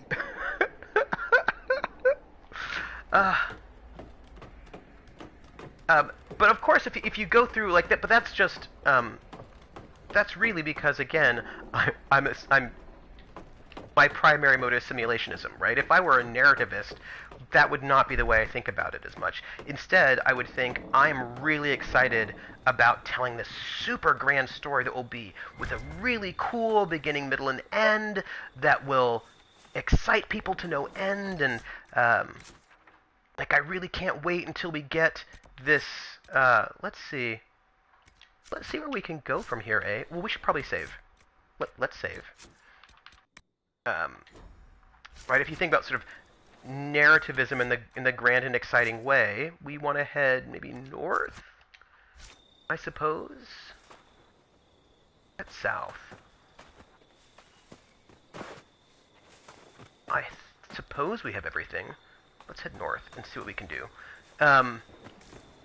Then you're like, oh, I really want to sort of get to this moment where this happens, and then the players discover that so-and-so's mother is actually the Empress, and then there'll be a big battle on the top of this ship in the middle of a snowstorm, and it's going to be so epic, right? I mean, like, there's a way in which, sort of in a narrative space, what excites you is the way in which is to get them to experience the story you have planned, as opposed to just seeing how it all sort of shapes out. I don't even know where I'm going right now. I'm just sort of hanging out a little bit up here. And planning the big grand moments,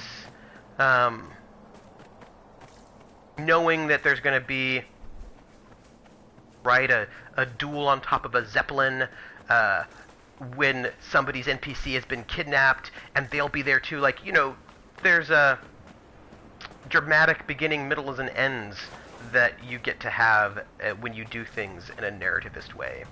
And, you know, you plan for these big moments, and you make sure you get them, and they're exciting, and people have them. But that's just like a different way of doing it. Let's see. I'm clearly just wandering around in wild places. And then you're like, and then the PCs will do this, and there's this great moment. And then there will be a great speech by the... oh, I would love to see it. When we get 100 followers, the Discord will come online. And if there's anybody here who's not followed and you would like to, I encourage you to do so. And I suppose I should probably introduce myself, because we've got 6 people hanging out, and I don't know who they all are. Maybe I do know who they are. I don't know who they all are, but maybe I know them. I don't know. I'm Trooper SJP. This is the Academic Foxhole, where, you know, we muse about things while playing video games. Is really, that's what it's about. It's about sort of like deep thoughts while playing video games. Why? I don't know.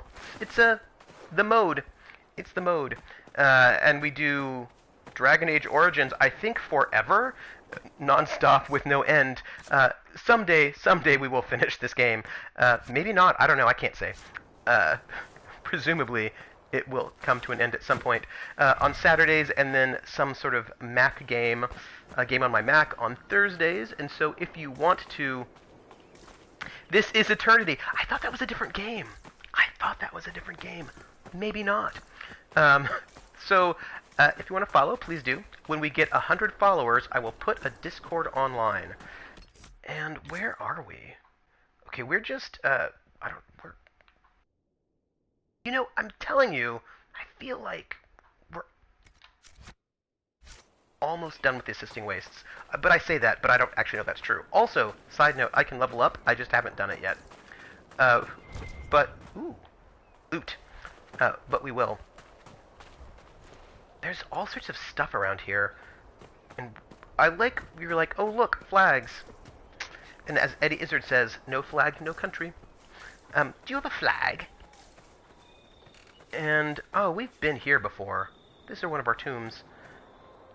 Leveling up is important. This is fair. I just want to get to, stuff. If we do... I know! We've got to beat the dragon! Cake or death?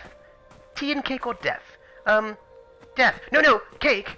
Well, but you said death. I know, but... Oh, hello. We're gonna slowly slide down. I have low health. This is probably not the way to go, but we did it! That was probably a super bad idea. But, you know, let's not judge. I should probably take a potion. I probably should. That's probably a good idea. Then I'll have chicken. Eddie Izzard is so excellent. And just so excellent. So here we are, knowing that there are shards around, and instead of finding them, we are falling to our death. To our injury, not to our death. Right, we'll be more fair. But we are going to get them, and it's going to be beautiful. And when we have all of the shards, we'll go into that shard. We will go into that tomb and open up more stuff. So we're going to see what we can do by heading north. There's got to be interesting ways to do that. But you said death. You said death first. But I meant cake. Well, alright. I'm Church of England. Dress to Kill. So good. If any of you have not seen Eddie Izzard's comedy special, Dress to Kill, you should see it. I don't know if it's on Netflix, but it's probably somewhere. And wherever it is, you should find it and watch it because it is hilarious. It is hilarious. Okay, here we are. Getting closer to... Whoop. I like how we're actually leaving footprints over here. That's exciting. Okay, now the question is... Oh, look, we're so close to this other stuff. We're gonna find it and it's gonna be so good. Well, hopefully. I actually don't even know if that's true. Maybe we'll never get there, but we can try.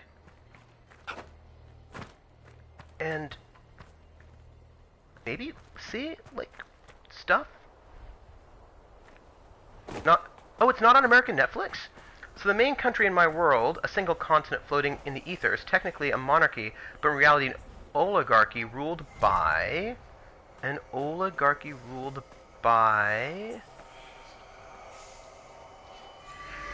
I will say this about not getting full comments on the PS4. It makes things very exciting.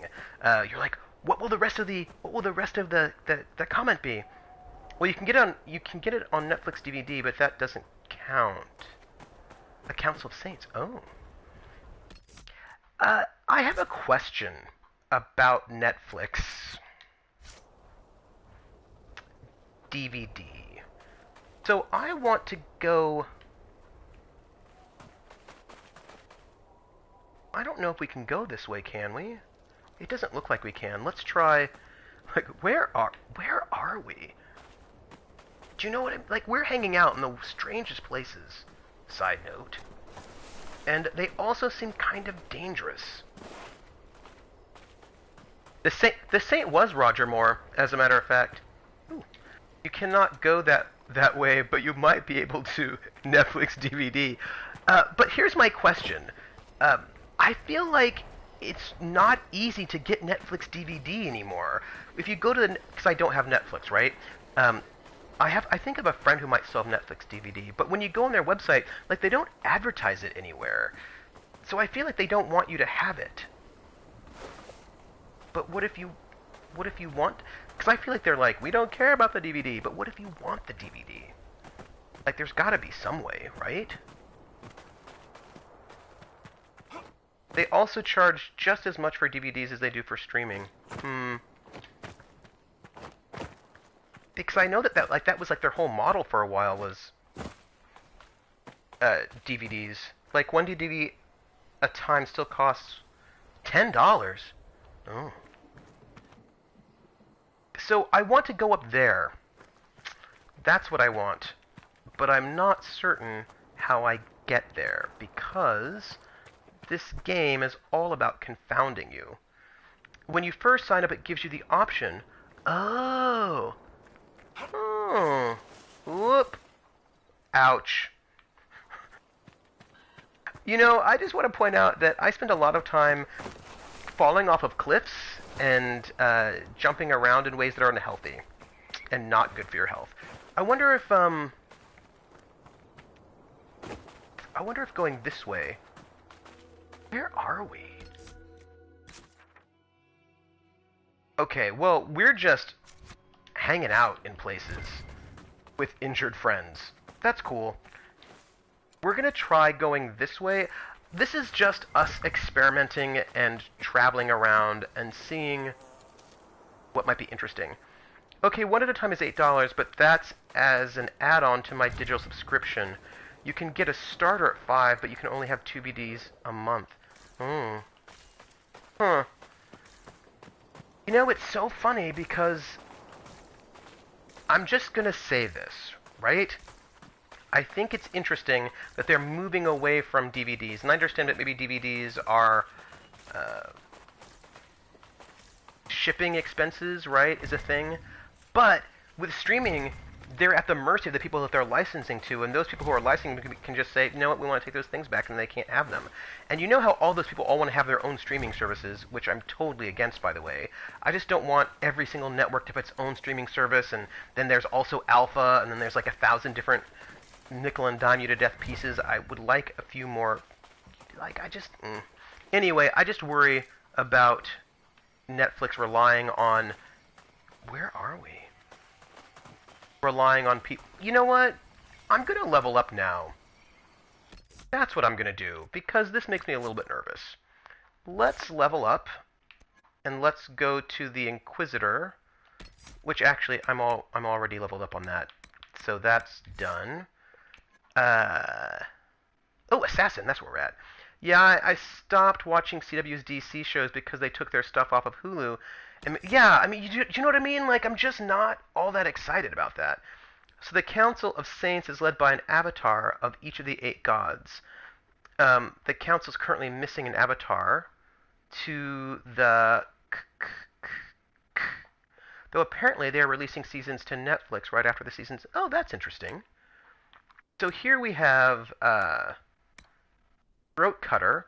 A wounded enemy is the perfect target. Your attacks are even deadlier against targets that are close to death already. Damage bonus 2% for each 10% missing health. Oh, that sounds really good. Celestial Goddess.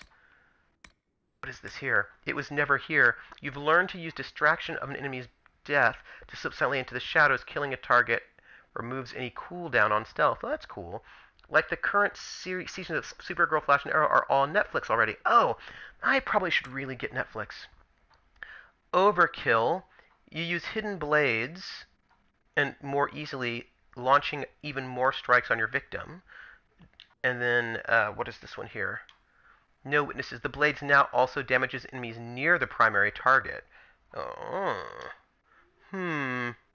All that sounds really good, but let's just take this extra damage bonus, because I feel like that's always good. And then we'll save. So we're finding... But you know what? Leveling up doesn't give you new health. We're just a little injured. It's fine. So let's look at our map. We are just in this crazy... I don't even know what's going on everywhere all the time. I just want you to know that there's... I don't even know. I don't even know. Well, you know what? We're going to just experiment, and we're going to explore and see what there is to see. Because it looks interesting. Ooh, it also looks like they're hanging people. What is wrong with these folks? It also looks like there's what do you call it?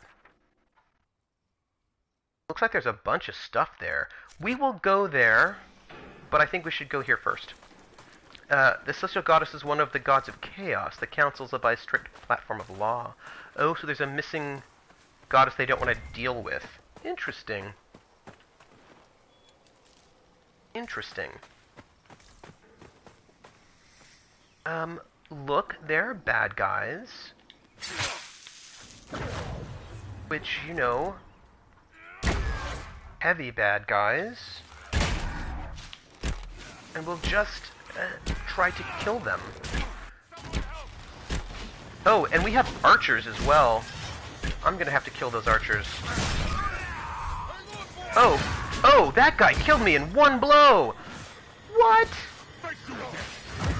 That was not fun.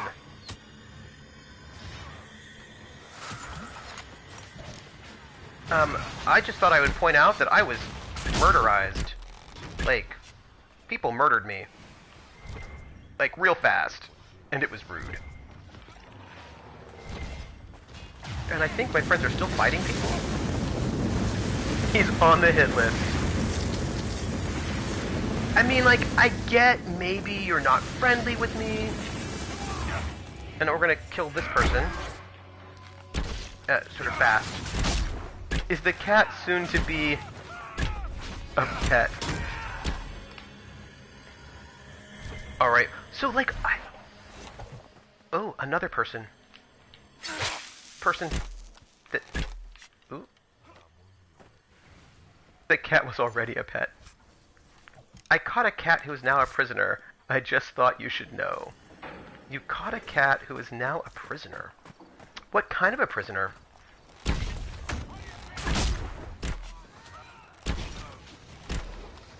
What kind of a prisoner? I feel like I'm getting powers to do even more damage, and that's probably not bad. Oh, there are a lot of bad guys here. What is up with that? But that's okay. They're dead now. It's cool. A mostly compliant one. I am so... Are people fighting still? Like, why are there so many bad guys here? I know why there's so many bad guys here. It's because it's their camp. Why are you looking at me like that, Dorian? I'm imagining what you would look like in a dress. Keep wondering. If my uncle couldn't put me in one, neither shall you. Oh, hello. The cat is not a number. The cat is a feline. If you want to get all prisoner about the whole thing. Cassandra in a dress is a weird thought. I could see her in some really cool, like brocade tunics, but I don't really see her in a dress. So I'm going to assume this is like a Venatori. It's perfectly aware he's number 2, because I less than 3 him. Aww! Aww! Krellin! Krellin! That was a good one. That was a good one.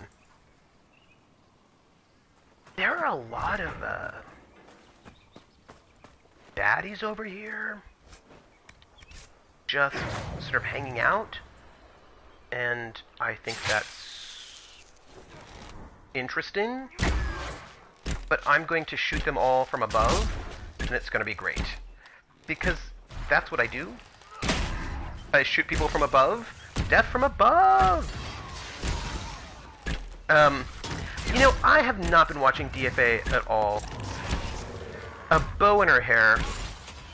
Could be. I could see a bow. Depends on the kind of bow, and what color. So, provisionally, yes, with a bow.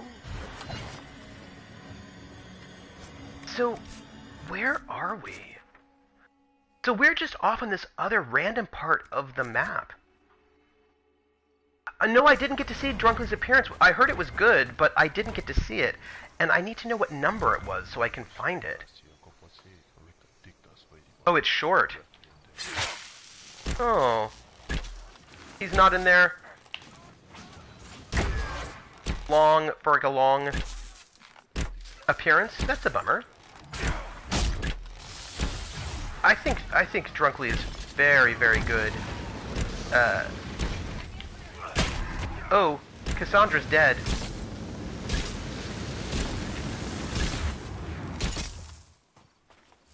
Drunkly was 2 weeks ago. Oh, so whatever last week was -1. Oh. Yeah, the big gimmick was he's not Op 4. Oh.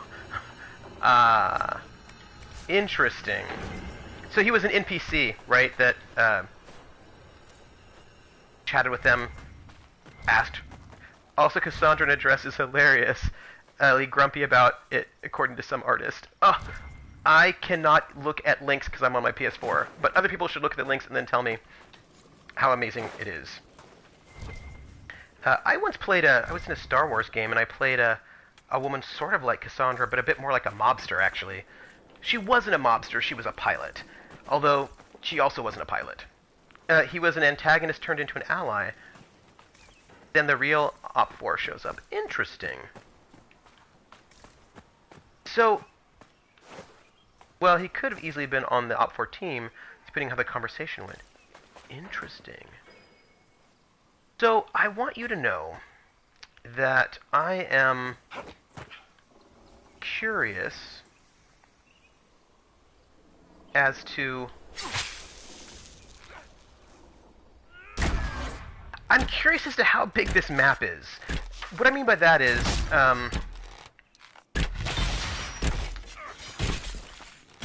hi, I don't really want to hang out with you. Because this whole place that we're fighting at right now, doesn't have any interesting, was not marked on the map as being interesting. And so now I'm like, what if there are all sorts of parts of this map that are really interesting, but you just don't know it? It's a question that I have, and I don't know the answer. But, okay. We will loot them. A lot of stuff here, which I feel totally fine with. They did a great job of convincing him. So, just a question. Who's all currently playing? Is it the same team as before? Or, because you know there was the Renegades, which I didn't really watch. I think I watched maybe one episode. I don't know. And have they integrated the two halves, or no? Ooh. A bottle of Thetis, Silent Plains Piquette. An artisanal treatment of a Tevinter slave wine. Grape pomace is soaked and pressed, then buried for a year under the wastes, where the first archdemon fell. One assumes they keep finding this stuff. They mix and match the two now, you think? Oh. There's a large cast integrated together, especially with Goobers quitting. So I know that Goobers left, but I don't know why. I know he's also doing his own show now, or an RPG. He's doing an RPG. I don't really know the details of any of that. And I don't know if I need to know the details, or if the details are known, or if it actually isn't that anything I need to worry about. The Renegades and Marauders aren't two separate teams. They're one team whose members get rotated around. I haven't seen an episode, though most episodes feature at least Talon. Huh. I wonder how that integration happened, because they... I'm hearing cultists. Where the heck are we? Let's go this way. I am fascinated by the fact that there are clearly things we're finding on this map that were not flagged as being interesting. Which makes me wonder how many things on this map might be interesting that are not flagged as being interesting. The integration happened because the Marauders technically work for one of the Renegades? Really? Huh. That is interesting, and things I did not even know.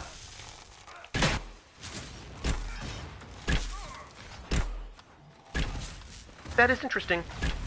I learned Goobers left because Jackal's storyline led him to a place where he couldn't be part of the team anymore. Oh. That's cool. So it was a character decision. Your way around. If it was a character decision, that's cool. Much respect for that sort of thing. Of course, it's just sort of tricky because in their game, if the character leaves, the player leaves, right?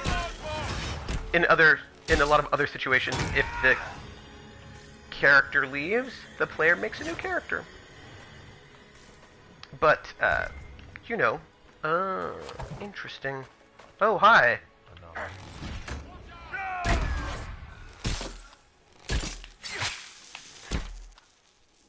Okay, we've killed a lot of people here.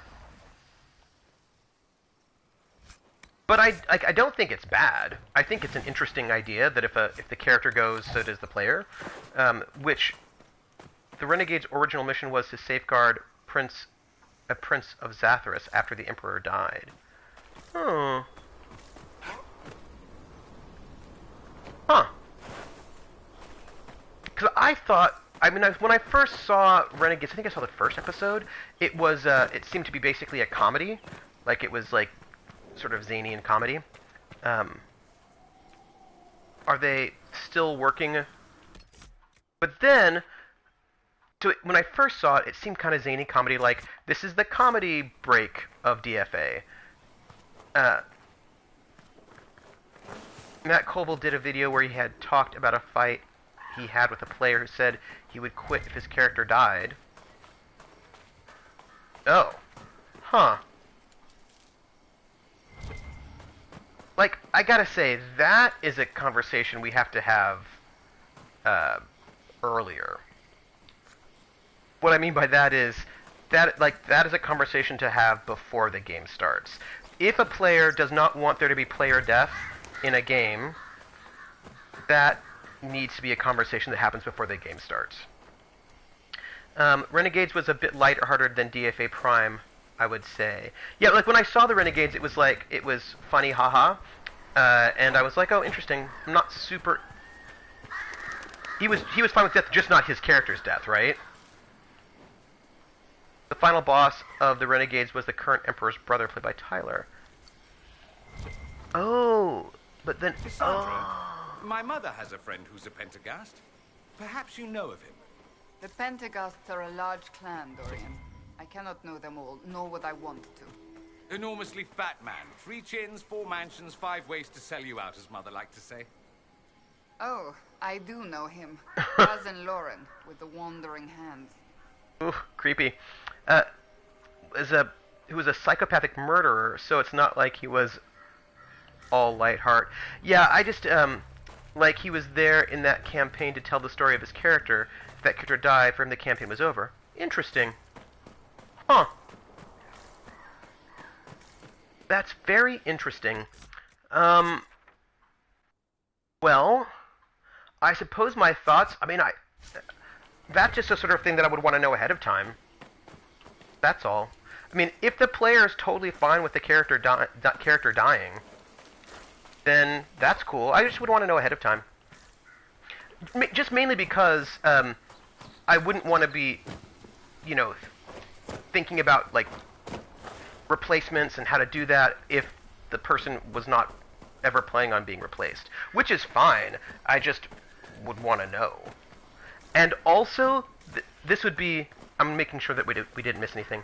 I would also want to know so that I could invite one more player to join the party before. Like, if I know that we've got somebody who, if their character dies, which they're totally fine with, will leave the game, well, what I do with that, this could impact other choices. Critical Role's doing a weird player shuffle thing right now, too? Oh! Well, the players aren't shuffling. Sam Riegel switched characters. He went from Scanlan to Tarion. But that was like a character shuffle, which I'm actually also fine with.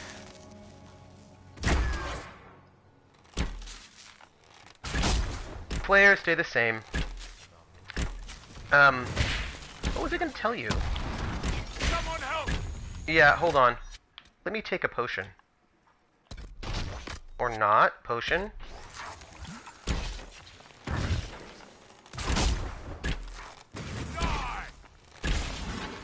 There we go. A little bit of that.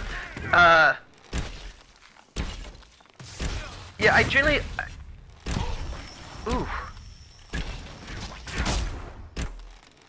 And stuff happened this week.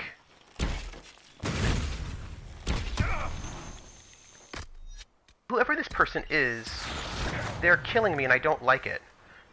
I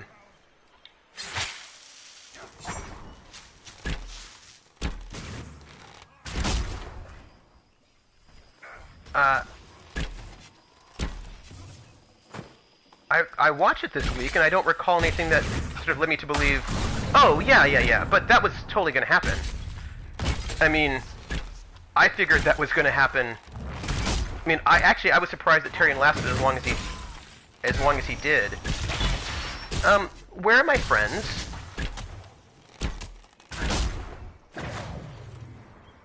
Hey, everybody. Where are my friends? Why am I alone? You know, I actually wasn't certain it was a given, to be honest. I thought that maybe, I would really like my friends to show up and help me with this fight, but apparently they don't feel like it, and I think of that as being a little bit rude. Let's put bees there.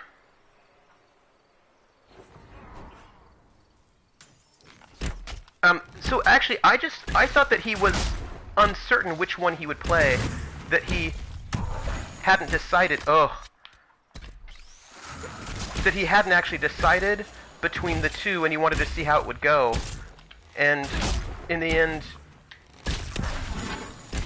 man, sorry, I'm being murderized, and I don't like it.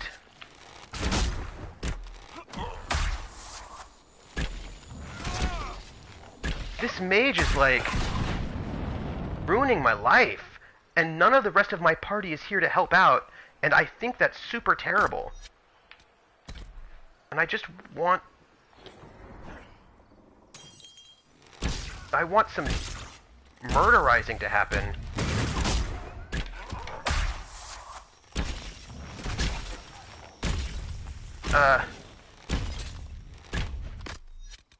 Let's see what we can do here. I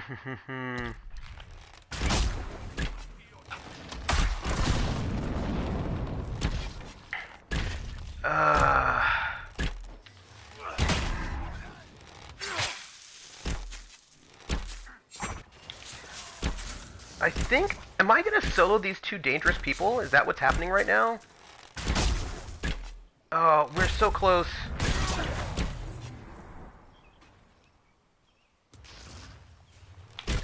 Alright. Okay, I got them. People, I just did all that by myself, and I found that... Are you unharmed? I did not expect so many. This must have been the Venatori's main camp. Come on, we should still find what they were after. Sure, but where are you, and why are you not actually hanging out with me? Thank you. Sam did Bard because Bards are supposed to be silly and weak, but they aren't in 5th edition. They might have been in Pathfinder when he... Like, I know he wanted to pick, like, the most ridiculous race and the most ridiculous class. Members of the Venatori. We are close to Oh, I should give some kind of creepy voice for this, because it's... Overseer Julex. Members of the Venatori. We are close to unearthing the secrets the old dwarves buried here. The Elder One will doubtless be pleased with our success, but be vigilant.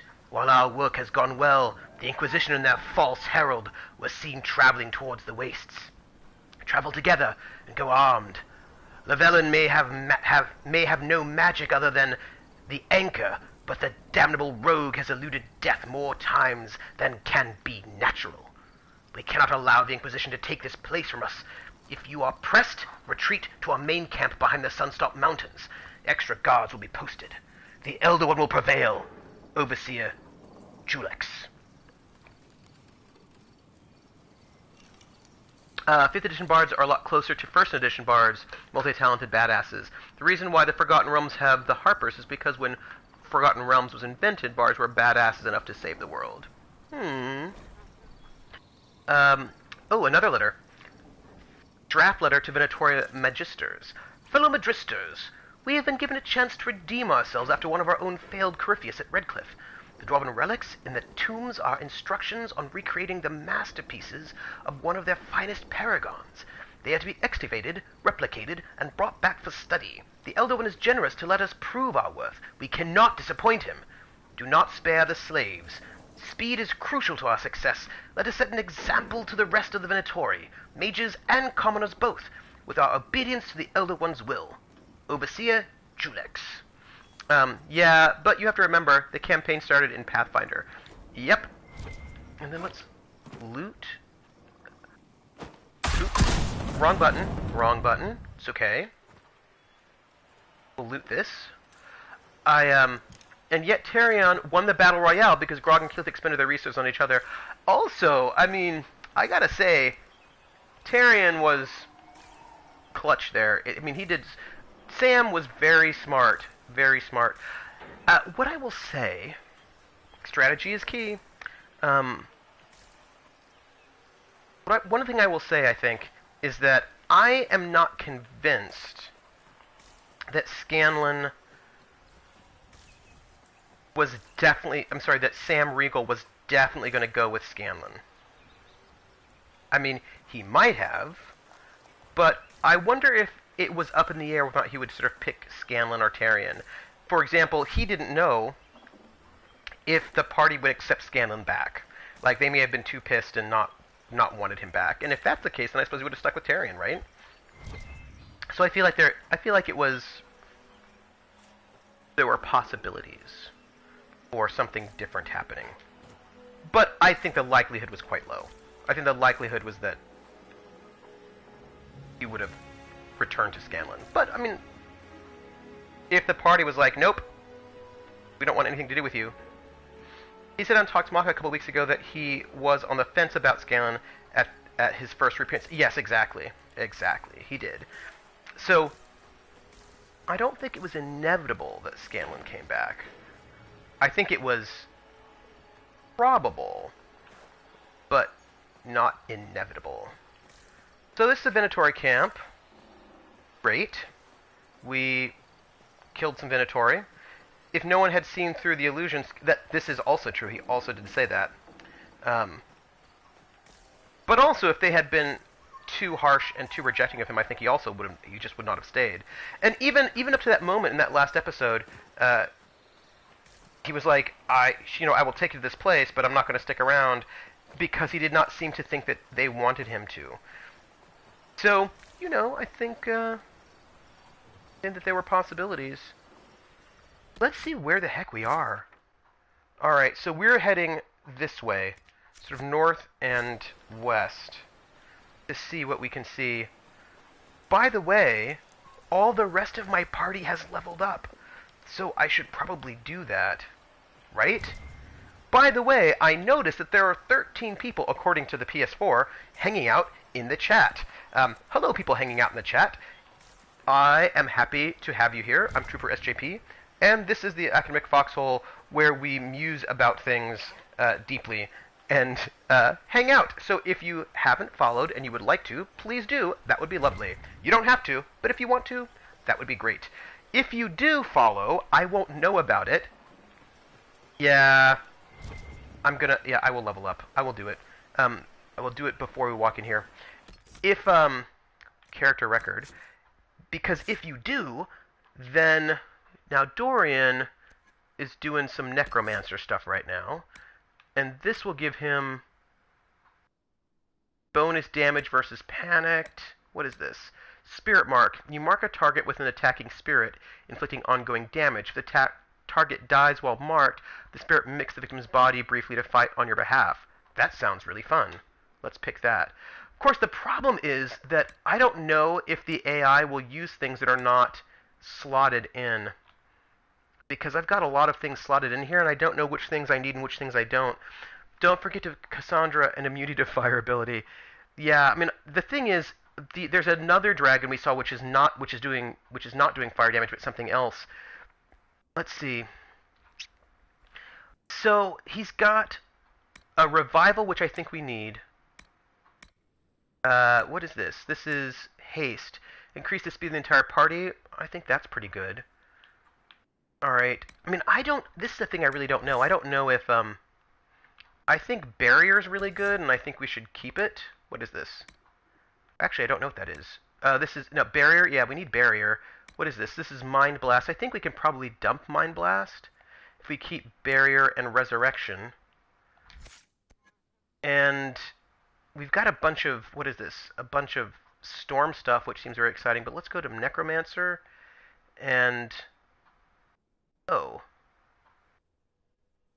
Let's do... Let's put this... up where we put it. We'll put it,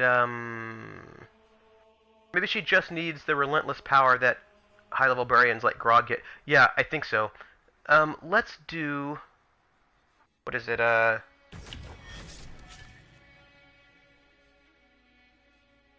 Right, and then map to battle map, and let's just put it here. I don't know if this actually works the way I think it does, but we'll try.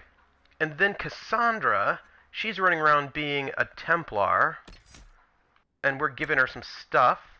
Actually, we've given her a lot of stuff. What has she got going on?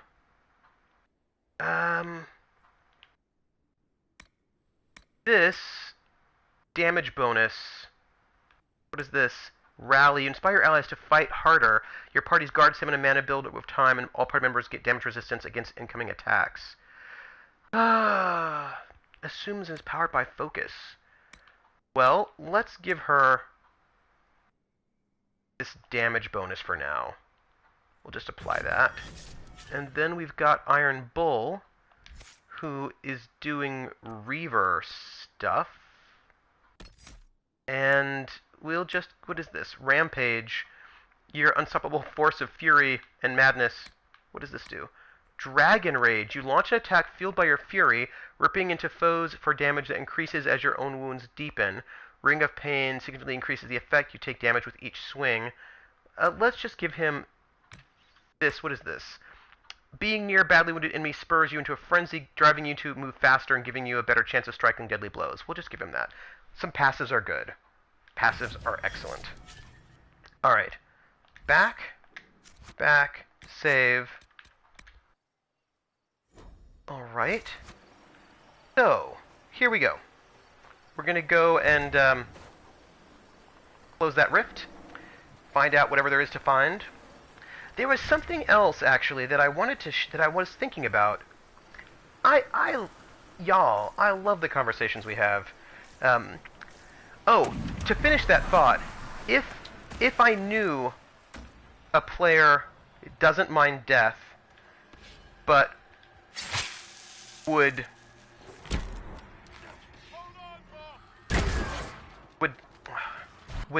definitely leave the game when their character dies because then their story is over, I think that in that situation I would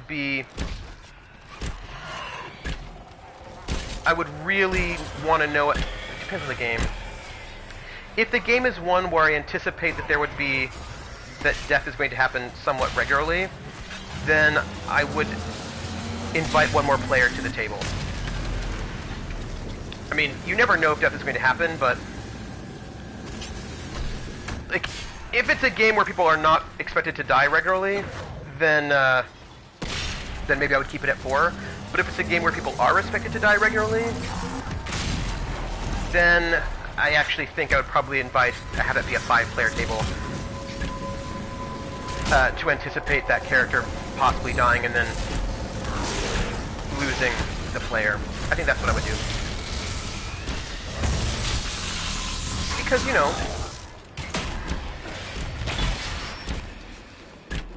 Okay, let's disrupt this rift. And... Ooh. There we go. Alright, where are we at? Bad guys everywhere. It's interesting. Again, like, I don't actually... Like, I'm not against the idea.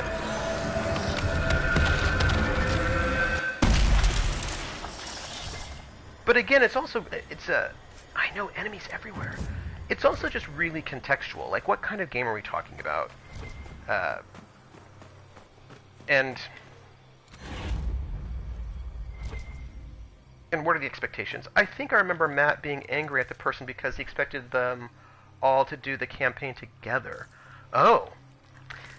Okay, so this is interesting because it relates to a thing that I like to do, that I started doing because I think it works well, and that is that player but is only interested in his own character.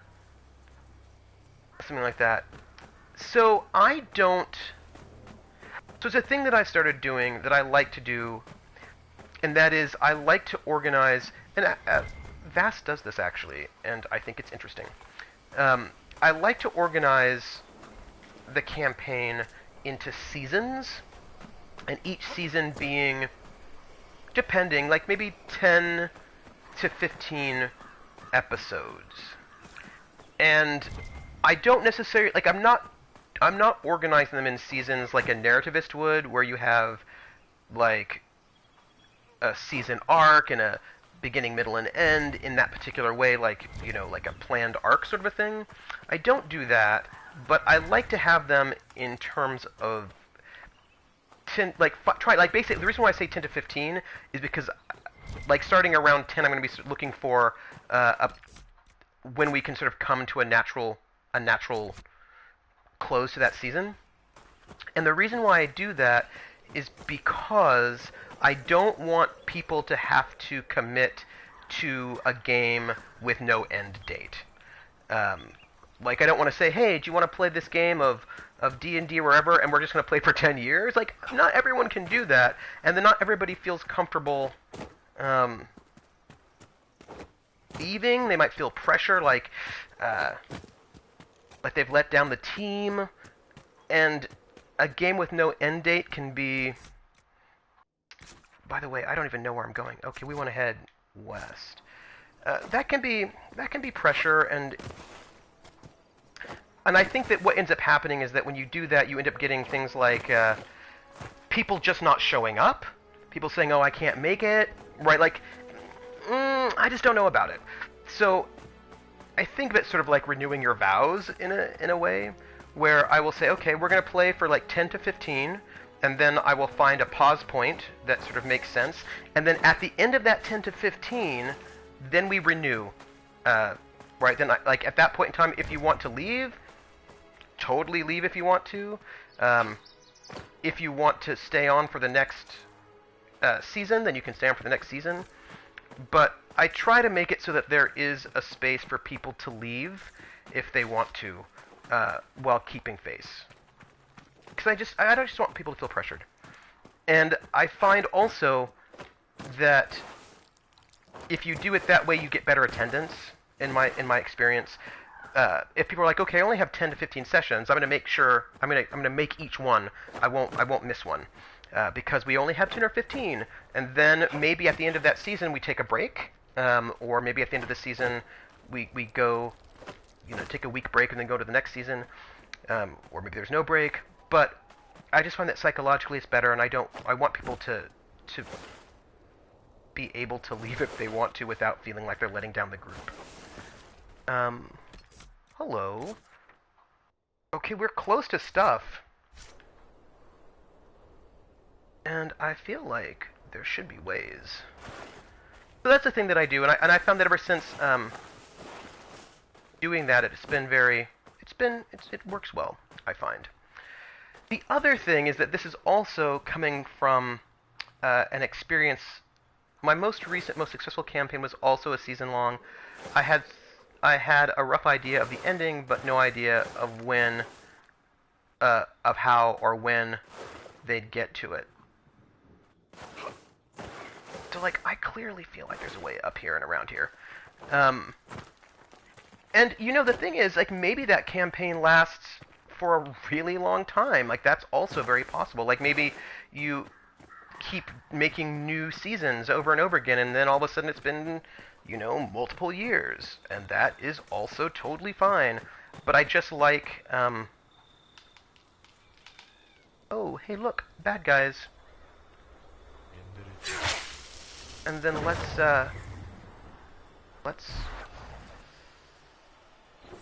kill one of them.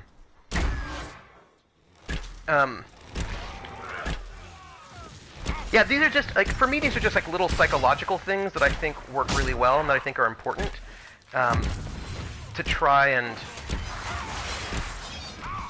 manage the group. Now, hey, Tahuz, how are you doing? It is good to see you here. We are running around in the Hissing Waste, and we've been doing very well, actually. It was discussed doing Season 2 of that, but in the end we decided to do a Shadowrun campaign instead. Which, again, I also think that's super fair, right? That you're like, we did this one campaign, and now we want to do something different. And sometimes people want to do that. And sometimes it's the player, sometimes it's the GM. Sketch of Colossus Tomb.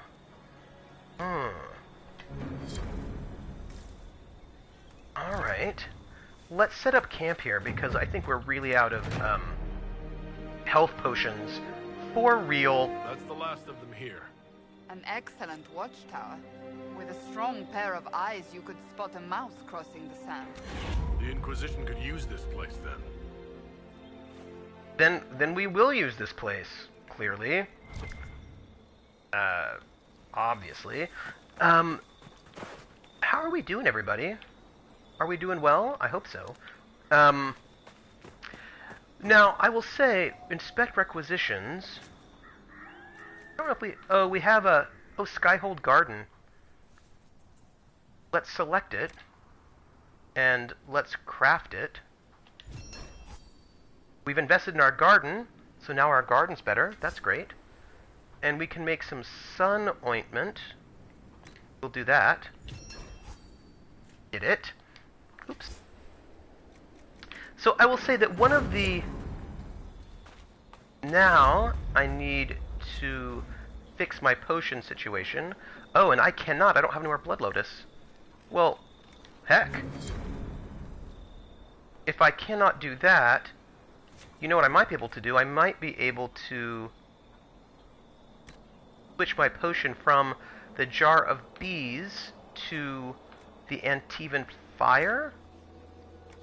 Alright. Well done. And then I've got a requisition officer to say hello to. This might interest you, sir. Please report. What is it? You may want to look into this. Alright. That said, I think that we have got to be able to find... Like, I thought there was a shard for us. Oh, that seems to be way down here by this. There's stuff over here we should probably pick up a little bit later. No more bees. I know, it's so sad. But let's head that way a little bit, and maybe we can get to that next camp. But we're going to save. Okay. So, we're heading west. So, I would say my best, one of, a situation that I really enjoyed. Oh, I should probably say this one side note, although I suppose it doesn't matter. I think that with online, sort of streamed RPGs, going by seasons is probably a really good idea if you can sort of come to natural pause points, because it allows people to jump in who don't want to get caught up to sort of just jump in Season 2 if they don't want to catch up on the whole thing. I personally don't mind it, but some people do. Like, some people are like, oh, like, okay, so for example, some people are like, I can't watch Critical Role because there are 100 episodes and I'll never catch up.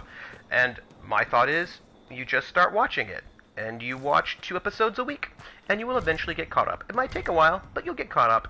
Like, you don't have to watch it live, it's fine. Those are my thoughts on that matter. But some people, like, it's a big deal. Doing a show every week is rough on it. Well, you know, I mean, there are a lot of play groups that play every week, and it may not be a problem for them. It depends on, you know, on the group. Now, personally, I would like them to take vacation after every season to recharge, and then write ahead. Writing ahead depends on how you GM. Right, if you are super sandboxy, you may not write ahead at all. And also, people do it all the time, right? People also game weekly and don't take vacations. And that's just part of... Oop. Alright, well, I'm in the camp, watch it live. I'm in the watch it live camp mainly because Hyper's influencing model. See, for me, it depends on the game. I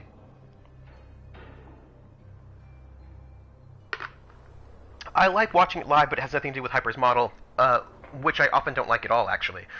It depends, right? I mean, I don't like... Actually, that's one of the reasons why I ended up not watching a lot of DFA, is because I don't like how the liveness works there. I never feel like I'm influencing the game when I give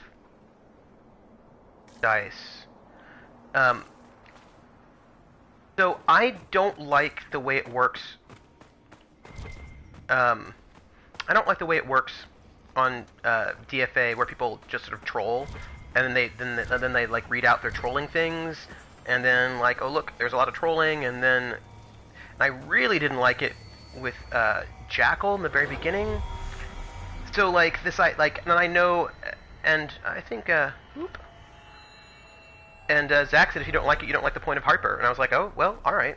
I don't mind it in Corporate Sins because they have found a way to make it not be disruptive. I feel like one die isn't a huge swing. Well, what I think is pretty decent is that you can add dice, but it doesn't change your glitch threshold. So there's a little bit of a you have to think about it. And I also, you know, I like that in where are we? I like that we're just sort of like wandering around. I like that in Foreververse, I think they're limited to 10 bennies. And once I give it, it stops being my influence because the players decide to... Yep, mm-hmm.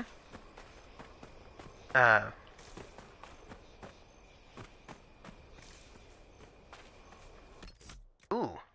Hey, I just found a new thing. Let's claim it.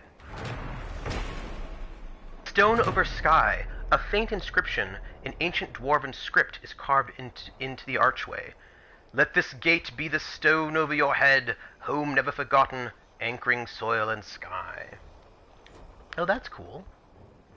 Where are we? I feel like there are all these things in here that they don't tell you are here. I feel like it's mysterious. I don't think it's bad, I just think it's mysterious. Let's go this way. Go back around where we were. Because I feel like... Yeah, I feel like there's just a lot here. I've been thinking about donations, right? I've been thinking about how they work and what do I think about them. Now, I will say, just sort of side note, it does, though, as the more dice you are rolling for any action, it's about percentage of 1 versus total dice, so the more dice your roll, I imagine you're going to say rolling. I mean, it certainly affects your probabilities.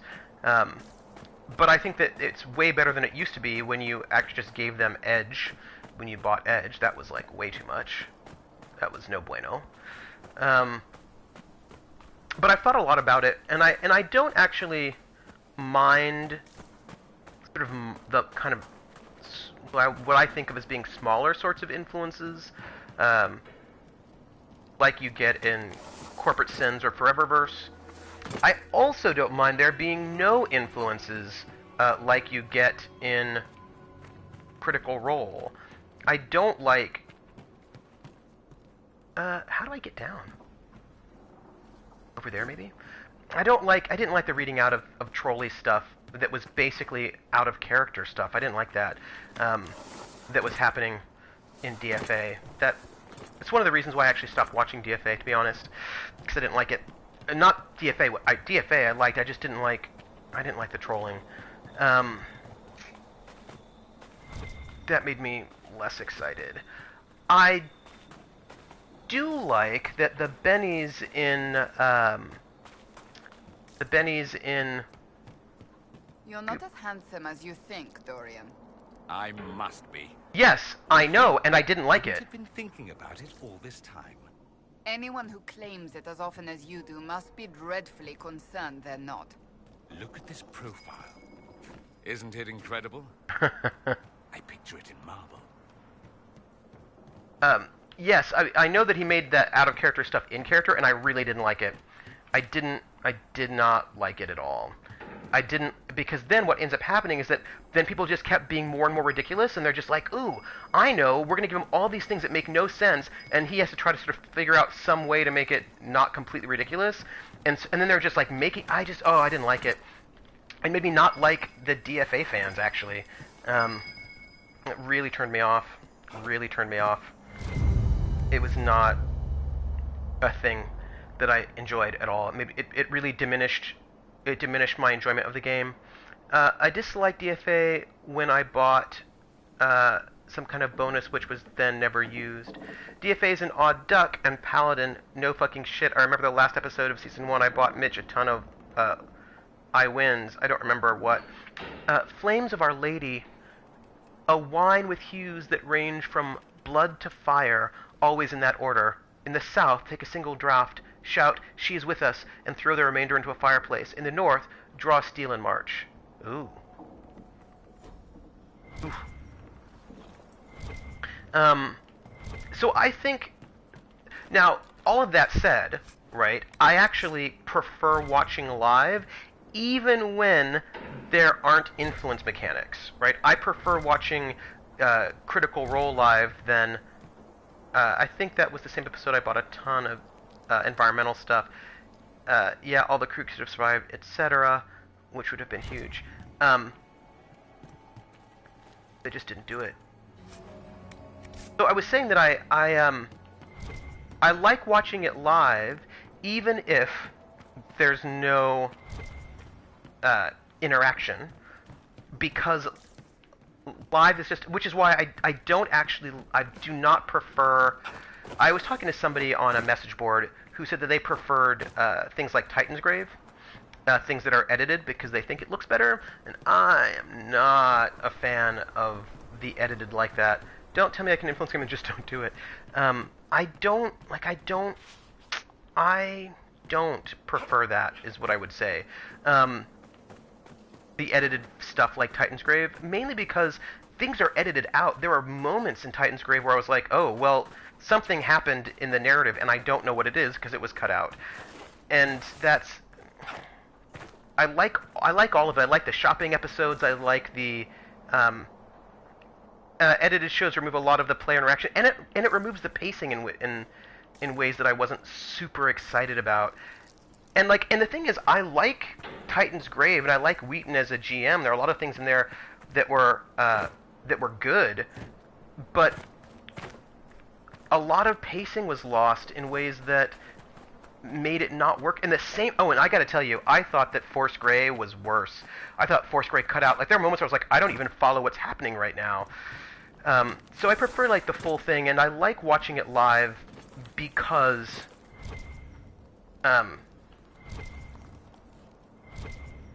yeah.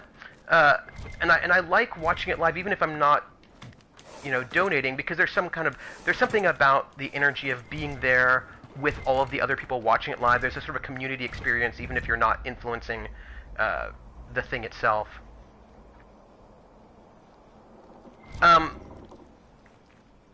Yeah, I don't, again, you all know me, I'm not into telling people how their players feel. That's not my thing. That was a thing that I had to get used to, because that is not my GMing style at all. I am not we're gonna just make it to that campsite, and then we'll go. Yeah, that is super antithetical to my GMing style. I just don't tell people how they feel, because I don't know how you feel. I don't know your inner world. I can tell you what you see. I can tell you a lot of things, but I can't tell you how you feel, and I would not presume to try. Hello, big dwarven statue. How are you? Hank was a good player. He kept trying to skip the rails, but that made Will angry.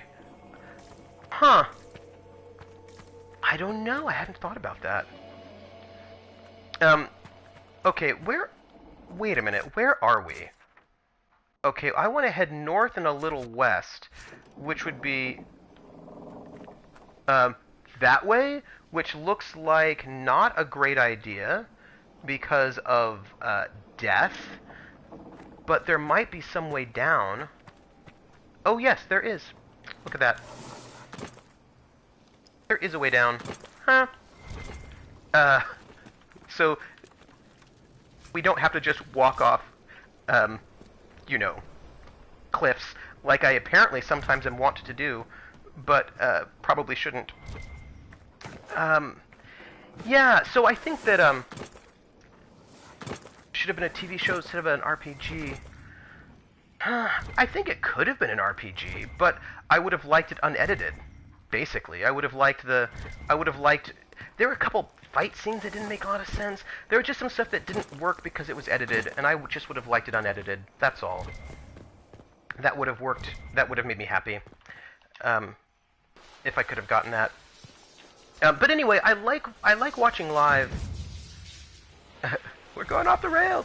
I like watching live, even if there's no mechanic to influence the game, because you're watching it alongside other people, and you can live tweet. You have a group of people that you can interact with and see what they think about what's going on. Some players don't like that, PH. Some players are like, I want to... Starletter! How are you doing? Welcome, welcome. I hope you are doing well. Right now we're sort of talking about... Ooh, different... Hello? Uh-huh. It's the alphabet of the sun. At the moment we're talking about, different... Just like, we're talking about sort of streaming RPGs and live versus recorded. I don't mind catching up because right now I'm catching up on Vast, and Vast does not have a mechanic wherein you can influence the game. But I'm sad to not be watching it live, because if I were watching it live, then I could tweet about what I'm seeing. I could talk to people on the chat or elsewhere about what I'm seeing, and I would like that. Like, that would be... It would be nice to sort of be able to participate in the community live, which I think is... where... I'm watching Vast on Twitch. Season 1, because Season 1 is being broadcast live, rebroadcast. Titan's Grave was very narrativist, yeah. I think Wheaton made it, all the characters, and he definitely had do you think he made all the characters? I thought he didn't. I thought that, I remember Laura Bela talking about wanting to create a character that was very different from, Vex, and so I got the sense that they actually made their characters. Yeah, so they're... I used to watch Corpse Sins with some folks, but they dropped out as, from their perspective, Hyper fucked over the Corpse Sins cast. Uh-huh. I mean, just for me,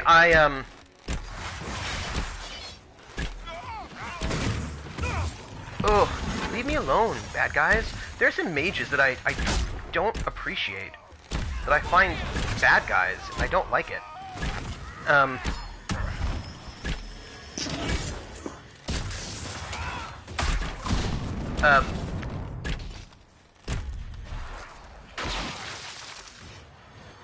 There we go. I think we're good. That's all in the past now. Ooh. I think we're good. Right? We're good. Everything's dead. So what I would say is,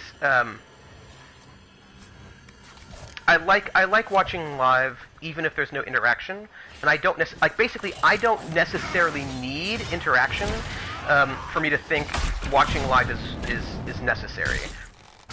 I like there are other things besides having, right? I think there are other ways of doing it that I appreciate. That's all is what I'll say.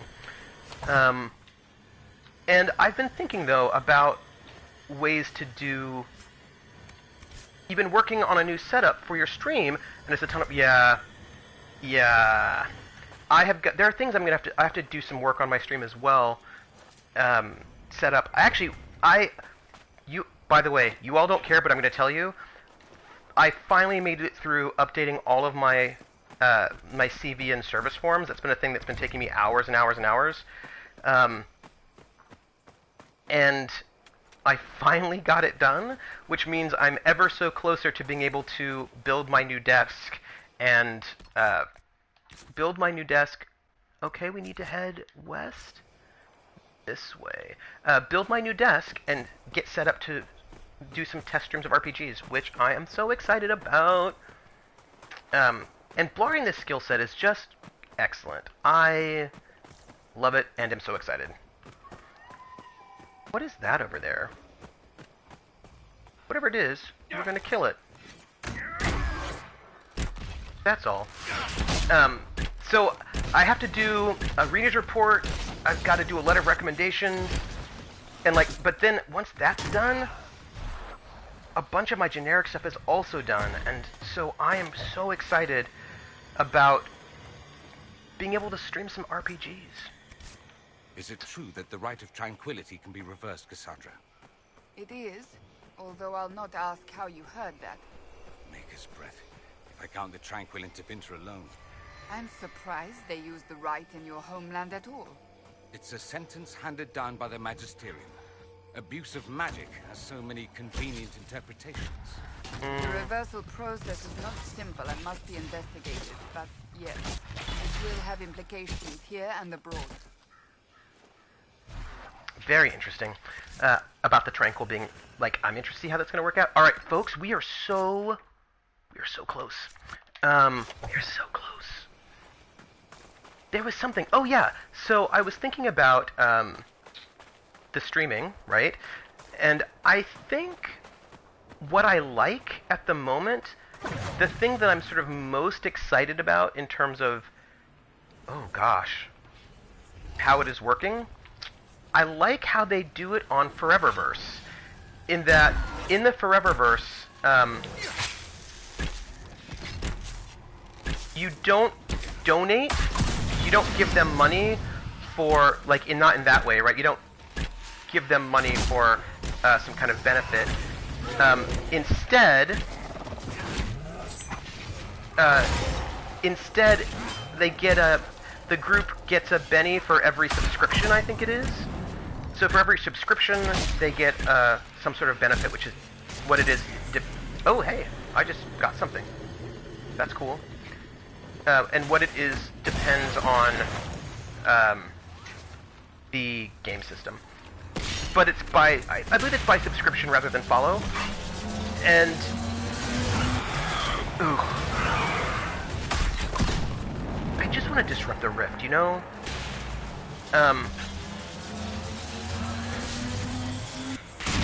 Okay. And I like that because it's not like, pay us $50 and you get this thing. It's more like, you know what? If you like the channel, subscribe, and then there's there's a benefit that comes from that.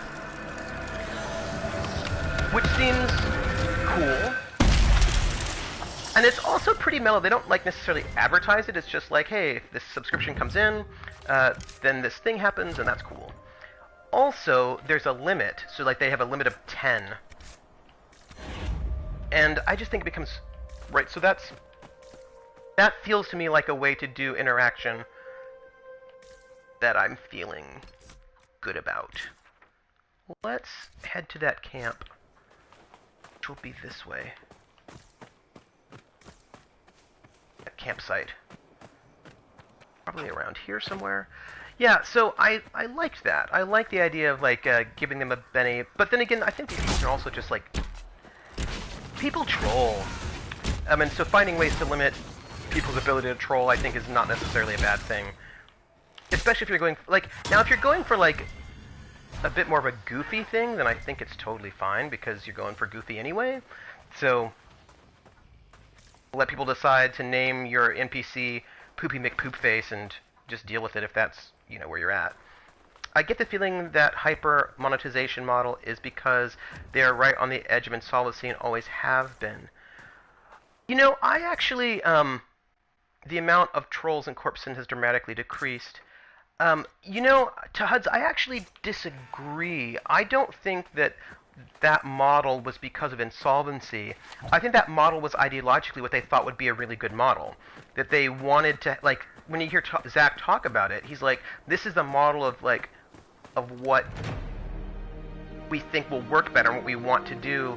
And not just, right, for solvency purposes, but because I think that ideologically they believe in the idea of audience interaction. I mean, Zach has said it multiple times. He's like, if you want to just watch something without interaction, just go watch YouTube, right? That he, that seems to be something that is important to him, and how he sees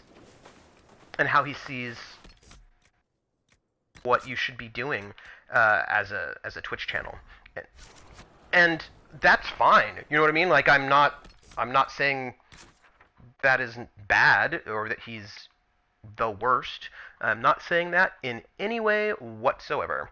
I'm just saying that it's not like 100% my deal, is what I will say. So we should really go, but that's just right there, and I just feel like we should go and take care of it if we can. I think we should just go and close that rift because it's right there. Oh, we discovered the Colossus. Interaction. I know what makes this show successful. I made Critical Role. And, you know, I think that there are different models. I would just say that I look at the beautiful moon. I mean, the only thing I would say is, I think that, there can be value in, hey, look, there's the huge Colossus statue. That's really cool. Hey, Colossus statue. Wow. There's a lot of stuff here. I feel like we're so close to finishing these wastes, but then I feel like there are these other things that are going to take up space. Look at all that. Yeah. So, you know what we're going to do? We're going to go, because it's 3:20, and we've been on for 3 hours, and I should hop off and work out and eat, and then head out, because I've got to go. I'm heading off to go and meet a friend and eat food with him in a diner, and maybe pick up some dice from the game store. But I should go. But we'll talk. I think we should just talk more about all of this stuff. It's really interesting. I know. I'm going to go work out. It's just a little bit of. I'm doing yoga tomorrow. I'm doing a little bit of cardio today. So I want to say thank you, everyone, for being here. And I do have to practice my banjo. So my goal is to work out, but then I'm going to have to rush off. But if I can get in tonight, banjo. And also, I've got all this stuff I have to practice. It's crazy. So, everyone, I want to thank all the battle buddies who've been here for this wonderful session. It's been really interesting. And thanks for all the great conversation. It's been wonderful. And I'm Trooper SJP. This is the Academic Foxhole, where we get all nerdy about things and muse heavily about all sorts of stuff. I will be back on Thursday to play her story, and I will have a giveaway because of Artie Snack, who gave me a link. And so my homework between now and Thursday is to figure out how to make giveaways work on Streamlabs. I will work it out. And then we're going to continue doing this game on Saturday. And I feel like next Saturday we can finish up the Hissing Wastes. Don't you think? Oh, you know what I need to do? Sorry. We need to go back to Skyhold while we're talking. There we go. And then, yeah, go back to the Hissing Wastes. I bet we can finish it next week. And then we'll just have, I don't know, we'll just have almost nothing left to do. It's not true. I feel like we're going to have way more to do. But we're getting there, right? I mean, we'll finish this Hissing Waste. We'll maybe do some of the DLC, and then it'll be great. But so I'm going to be my homework's to work out how to do a giveaway, and then I will be working on some other stuff. And anyway, my point is, I think that it's interesting to go with bennies for follows or subscribes like they do on Foreververse, and then having a limited number. And I think that's cool. Like if you get a follow, then there's some kind of benefit, and then just deciding what that benefit might be, so that it can work in the game. I had an interesting idea for the setting I've been developing about what would make sense. Well, Benny, short for benefit, but I suppose also for Benzedrine, the drug. But let's hope they mean Benny's the benefit and not Benny's the drug. That will be the hope. Oh, you know what I've not done? I've not talked to all of my people yet. But we will do that, I suppose, next Saturday. We'll talk to all of our followers and see how they're doing. All right, we're going to collect our war table stuff, and then we're gone, and then we're out of here. And then I'm working out and showering. I did laundry last night, by the way, so my laundry's all good. And then I will see you all on all of the... Oh, we have a new perk. Ooh, somebody wanted me to do something. What was it? Was it forces? Underworld knowledge? No, there was a thing. Writing. Master focus. Increased focus for all party members. And third tier focus effect for abilities connect. That sounds really good. More healing potions. Some schematics. Secrets. More herbs. Landmarks. Herbalists. Connections. Benny's is my culture. In my culture typically. Oh, interesting. Codex entry, reputation for shopping, discount on goods, more shopping. Inquisition, we've got history knowledge, 1 combat ability point for the Inquisitor only. I think we're going to go with forces and get the master focus. That looks really good. Back. And... whoa. Yeah, so if I ever implement something like that, it will be based on subscriptions and follows, I think. So that it's not something that's so constant, and just like, yeah, that's what I'm thinking. Hire former slaves as paid workers. Letter from an engineer to his cousin. Tildith, I'm being treated well, and the healers gave me something for the cough. The work's hard, but not as hard as I'm used to, and Commander Cullen is a fair man. He lent me a courier so the money from my wages would reach you safely. Yesterday, I went to the bar and bought ale with my own coin for the first time in 7 years. I couldn't stop crying. The bartender said nothing, but he handed me another drink. Then the guard captain showed me how they play Wicked Grace in the South. I think I will make friends here. Aww. Aww. Hey, that's nice. Let's gather coin, I suppose.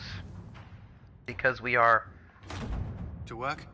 You know, a little bit poor of coin. And then, we will pick up the leather. And the coin. Oh, cloth, pardon me. And then we'll just, do more of it. It won't take long, but we'll just send them off on it. Back. And... Inquisitor. Go. That's it, my friends. So maybe, Jer, you've got friends with benefits who are also taking Benzedrine and also, help you when you're RPing. I don't know. Like, those are possibilities. So that's it, my friends. We are done. 3 hours and 4 minutes. Thank you all for being here. You are all so wonderful. I appreciate all the battle buddies very, very much. I will see you streaming next Thursday, and I will see you around all the various Discords. It is Saturday, so I will see you probably on Random Tuesdays stream. The Benny's definitely up with the RP. What RP are you talking about? What role-playing are you talking about, Jer, right now? Starlighter, I will see you later, and I hear you're playing Andromeda now, so I want to go and check it out and see how it goes. So we can see we will see maybe Lauren on Sunday. If Muppet Aphrodite is streaming, I don't think she is, then maybe we'll see her.